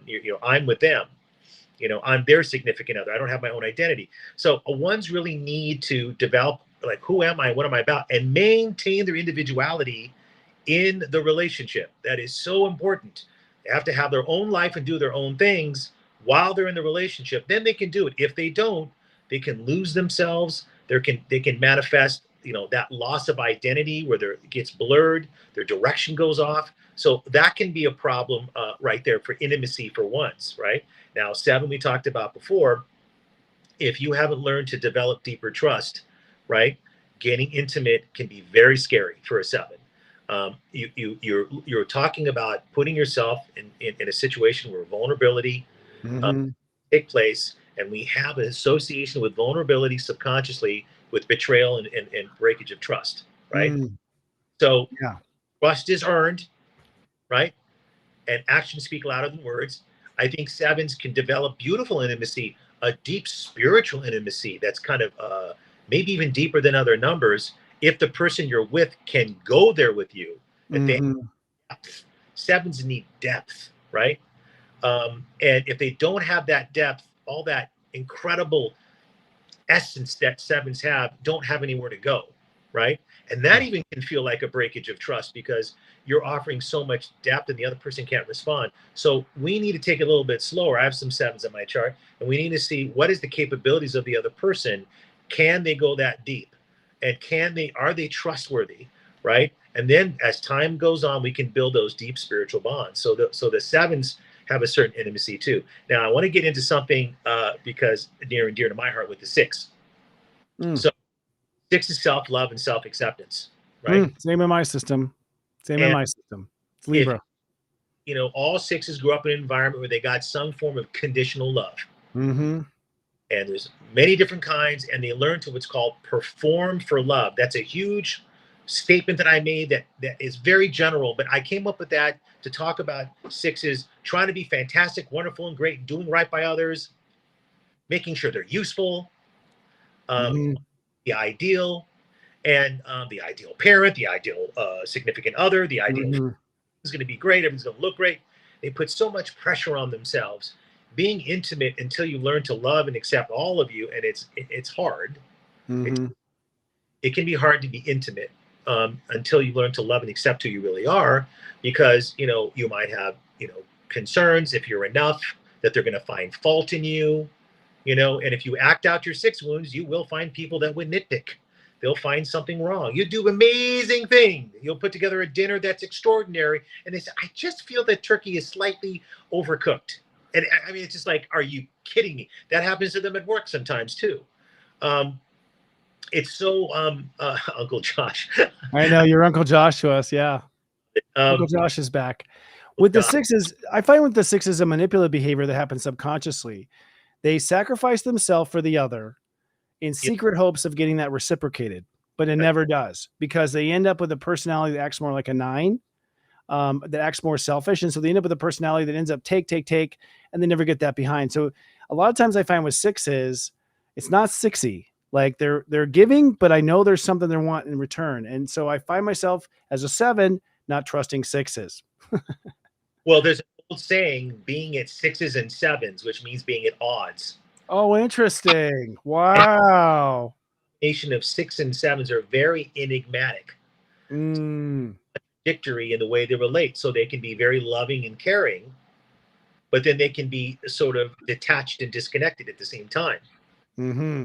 Or like, did I do something wrong? Are you not happy with me? And they just think this dual thing. That's because they got inconsistent love growing up. That combination of six and seven, right? Mm, Yeah, sixes will do things to get validation, to get love from others. And I sit with them, and I understand this so deeply myself. So I know this so well when I talk to sixes about this. But I say, do you really believe that you have to do something to get love, or can you just be you? mm-hmm. Right. Are you just enough as is? Right. It's a wonderful person, because that's I got to tell you something. One of the most profound thoughts that a six will go through, because it sounds very simple. You would be shocked at how many of them really deep down inside think, I'm not quite enough. I have to do something. I have to be useful to people, or I have to look a certain way, act a certain way. And when you start to find, like, I am who I am, and I love who I am, and that's who I am, everything changes, and you can be more intimate because you're a human being and you can be with another human being. Mm-hmm. That's what Yes. it's. Yeah. What about twos? You haven't spoken to twos very much tonight. What about compatibility issues with two? Because in my system, two is Cancer, and they've had some real issues the last 15 years with relationships and now moving on to intimacy. So in my spectrum, twos have been kind of having a hard time. So I talked earlier about the 22-4, and we talked about the master number 22-4 someone brought up, right? Yeah. Having a straight two would mean, like, using double digit numerology, you'd be a 20/2, right? Okay. That's the only straight two there is. Yeah. Pretty much. Because if you add up a name, it's hard to just add to two. Right. It's hard because usually it'll be an 11/2, right? And Mm-hmm. you mentioned something about an 11 converting it to a 2 that was so astute of you, because when I teach what the 11, how it really manifests is either you're being a double one or you're reverting to the 2, and there's a process where you can go between the two, right? So Mm-hmm. double one being, double leadership, dynamism, and a sort of charismatic quality. The 2 being wanting to be helpful, assisting, and supporting, right? And so Mm-hmm. now, if you're a straight 2, so let's get into this, right? You're sensing and feeling things that no one else around you can. Yes. Environment, and you are reading people. You're having experiences. You're a sponge, and you have no boundaries at first in life, right? So Mm-hmm. so people tell you things, and you react based on what they really meant, which, by the way, freaks people out. You're like, I didn't mean it like that, but that's what you meant. So the twos are the most intuitive number, right? Good saying. I'm going to steal that. Good, good. Yours. I'll license it. I'll give you credit every time I use it. Yeah, Okay. most intuitive. And that 20-0, that 0 to me is the vulnerability, because that empty space of 0, unless it's filled with an intention, it just to them makes them feel completely vulnerable and having to respond to life versus respond to themselves. That's an arc of a 20. The 20 is the number most associated with codependency over any other number. Mm. Make a point. They're not, once they learn the boundaries and learn how to say no, right? That 20 is not a weak number by a long shot. So we talked about, like with the 22, all of the best deals are done over lunch and dinner. I mean, how's the wife and kids? Look, I can do this. I figured out a way I can give you a little extra than I normally do, but and if I just need this, and learning those boundaries are so important. They're the ones that are the greatest partner you ever have, because they can sense and feel things from you, and they're intuitive with you. They're really wonderful people in that respect. They also, 20s will have epiphanies, insights, and revelations more than any other number. Even the 11 too sometimes cannot have these sort of awakenings these people have, and you'll know when you have a 20 because you'll be walking down the street one day and suddenly it all comes alive and you went, this is all an illusion, right? Because duality is kind of an illusion, right? And you realize one, and you have all these, kind of if you want to call it spiritual, growth patterns in life. And that's not for nothing. I do believe that 20s are here to awaken other people. So not just be a bridge builder, but also to enlighten. I call it the awakened one. The awakened one. And so they can have kind of powerful lives. I will say this. Indecision is huge under a 20. They have to learn how to, make that decision with their gut feeling. The 0, in my view, is it's not a number. It's an essence. In fact, it's an old symbol of God. The circle, nobody know it, right? Everything and anything is possible. I find though that the 20s present very conservative, but they turn out to be pretty kinky in bed. There's a secret that 0 brings up a mystery, and they have the ability. I'm not saying from experience. This is from professional knowledge, but this, but they tend to have like a hidden, that 2 can connect to anything. Like if it can connect, it's good. Well, let's talk about this. In order to be a great lover, right? You need to be able to intuitively connect to your partner. But deliver the goods, if you know what I mean. Because everyone has their own thing, and everyone likes certain different things when it comes to intimacy. Well, it's going to know it. A 20 is going to sense it and feel it, and they're going to be able to bond with that person. Right. That's pretty darn remarkable. Let's face it. Oh yeah, they take people home. You're like, what? You're going home with what? Okay, you must feel it. Since we're on this sexy topic here in the wrap up, I mean, do we want to talk about other numbers and how they are in bed or how they are sexually, just for fun? 5 5 5 5 5 5. Okay, 5 5 5 5 5. What do you mean? The 14-5 is the most sexual energy in all of numerology. 14 4 5. Okay. Now the 41-5, it's sort of the sister number, which is the 4 and 1 reversed, right? But I got to tell you that 14-5 rules sexual energy, and they have sexual magnetism to them, right? Now, it's not necessarily the best energy for relationship commitment. Right. You got to have other domesticated energies like 6 and 2s to kind of balance that out. If you got all 5s, I mean, I have a story about a girl I went out with many years ago, and she had a 14, a 41, a 50/5. I've never seen so many 5s. This girl was 5 margaritas in the first hour. Wow. 5 on top of it. Yeah. Just to feel solid. So going somewhere strange. Yeah. I mean, it got crazy, but I can tell you that having a 14-5 mixed in with other numbers can make someone very sexually magnetic and fired up and steamy. And it can happen quickly. When the attraction is on, it's like this. It's like, those experiences, particularly when you're younger, but we have those experiences where you're at a party and you see this person, they see you, and there's this incredible magnetic draw. That's like that 14-5, 41-5 energy. And it's fire. Well, in the subsystem, 14-5 would be Leo and Aquarius. So Leo is what your heart wants. 4 is what you belong. So there's this sense of strong belonging when one matches a 4, a very strong attachment, belonging.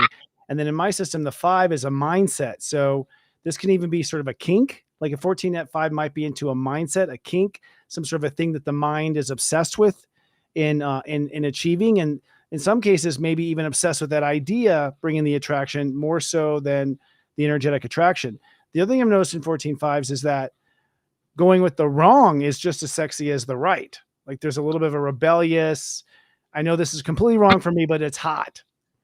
Okay, that's amazing. So 14.5s can get in what's called sex-based relationships. These are not people you bring home to mom, right? And a lot of the time, it's just this incredible animal attraction. Now, I'll go further with it. The 14.5 is one of the 4 karmic numbers in numerology. So 14, 16, and 19 have a karmic sort of energy to them. I don't want to overstate that because I think some of the old books were a little hyperbolic about it. But one of the things about the 14 is they can attract people that are highly unstable, imbalanced, or what I call bipolarish. I decided one day just to take a gander at Kim Kardashian's chart. 5 in the ultimate goal, her significant other, was essentially bipolar or unstable. Kanye West. So do we know his number? Do we know his number off chance? But she classically has that 14.5 energy in her chart. People with 14.5s can also have to be aware that they're attracted to people who are impulsive and sometimes addictive. So I'll see statistically a higher likelihood of a 14 attracting someone with a drug or alcohol issue, or their family having a drug or alcohol issue. Again, it's just from experience, right? So you might be very sexy, you might be very magnetic, you might live an adventurous lifestyle because they love to travel, but you have to be extra careful on who you're attracting in your life because they can be kind of destructive. Okay. Interesting. Let's do one more before we wrap up here because this has just flown by, buddy. What's the second most sexy number you think to go after? Second in a row. Now, you're just talking about sexy, not great for. Well, we're just talking about people who, for like another 14, there must be the next down as far as 14, as far as, you could be sexually attracted to them and maybe shouldn't do it. Right. So I'd say there's a 35-8. Okay. So, and notice there's a 5 in it, but 8 gives a lot of drive, and they're physical people. So a lot of sports people will have a 35-8 in their chart because they like to push through obstacles. They're all very, very physically passionate people. They're very physical. So, and they tend to keep fit, and they tend to be very driven in their goals. I'm pretty certain that those people are fired up in the sack, and are very passionate and very, very sort of physical in their love making and things like that. And also those people are very successful a lot of the time. And I think successful people who are doing things, who are keeping active and have that kind of energy and vitality and exuberance, I think that can be that's a sexy number in some people.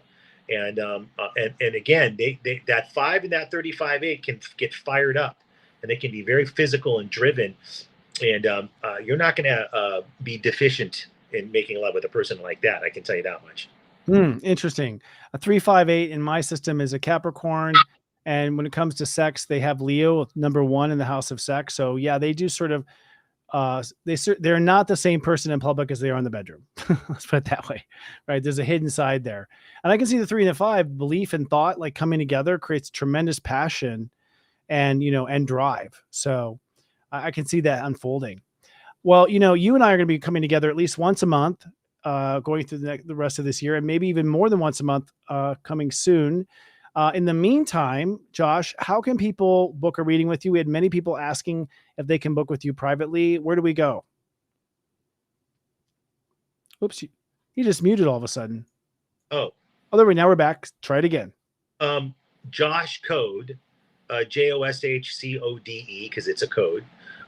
.com. You can just get a reading, and book a perfect time for you, and so on and so forth. I'm going to be it's probably going to be a little bit later in September since I'll be in New York with you. Are you gearing up, my friend? Are you gearing up?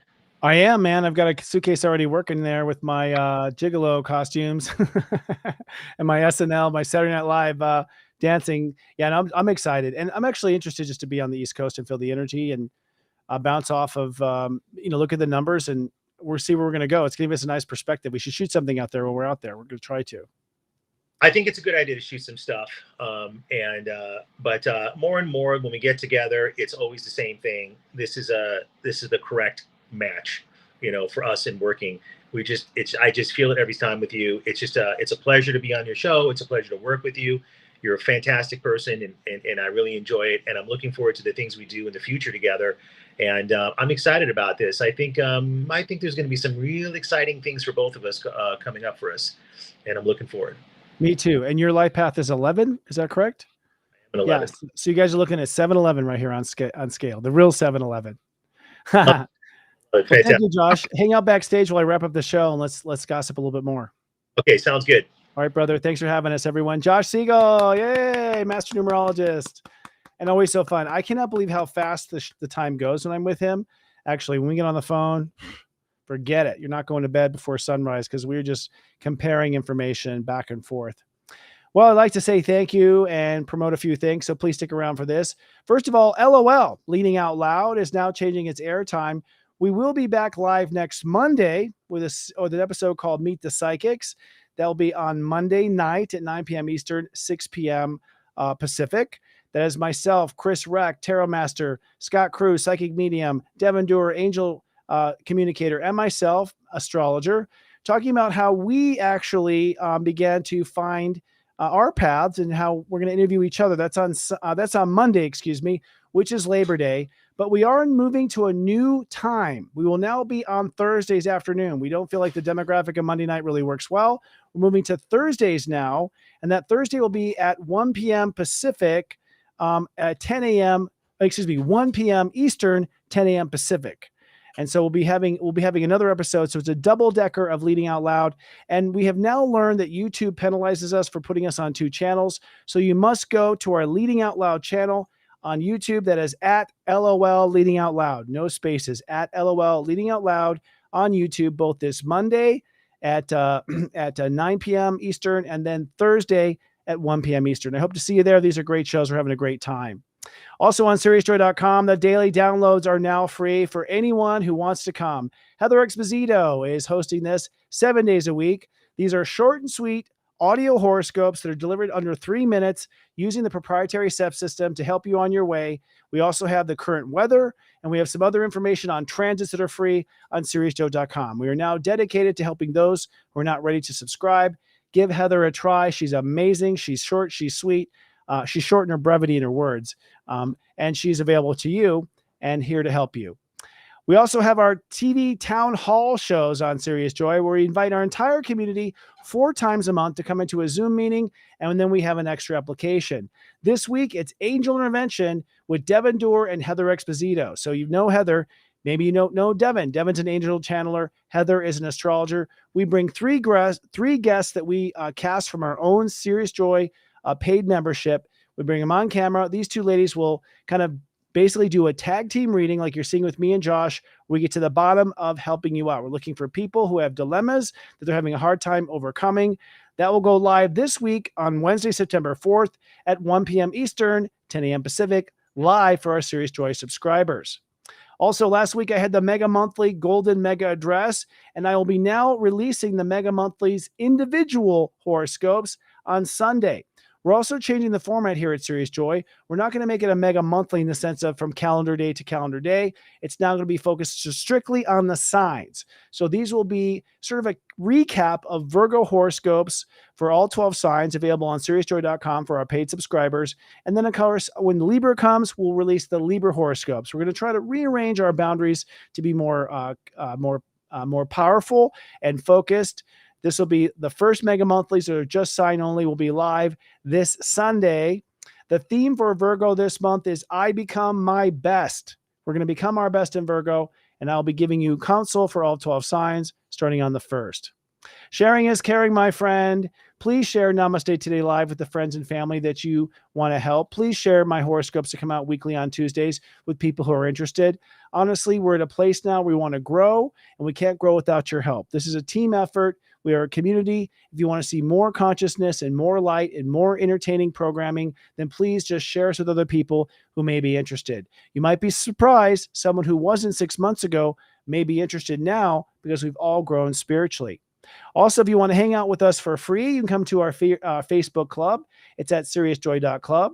We allow anyone to enter. You may advertise your own spiritual services. Our only lessons or our rules are you must use compassion in all your posts, and there can be no talk of politics. We also will not allow someone to sort of complain and just bring down the vibe for attention. That's a new rule we put in there. We're starting to ban people who don't do that. Awesome. And then we want to say you can follow us on our link tree at seriousjoy.club. Every access to every property that we have, you can just reach in one step. Also at seriousjoy.club, you'll see some access to some interviews that I have done with other people and podcasts that I've been on.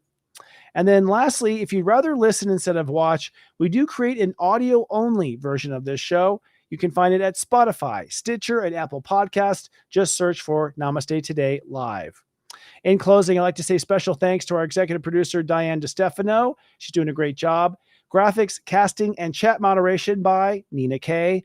Our teaching staff at Serious Joy, Robbie Hunt, Kristen Ryder, Devin Dewar, Joe Zamet, Gwen English, Daiki Okamoto, and Heather Exposito. We love you and we appreciate you. And lastly, but never least, our special super friends, the ones who come on and cheer us week after week after week in the chat at the start.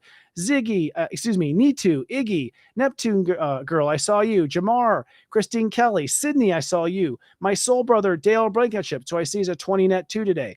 Kat Ryder, Michelle Camper, Michelle Bell, Erica, Experimental Elemental, Lori Ship, we saw you. Nikki Anderson, Libran Lauren, Princess Coffee Bean, I saw you. Jill Louise, I saw you. Margot Melia, I saw you. And Sydney, I saw you. Thank you for being there, and thank you for being there for us. That wraps up another exciting week of astrology, and this time numerology. I'll be back 1 week from today. Until then, remember to love yourself. Remember I love you, and to live, love, be.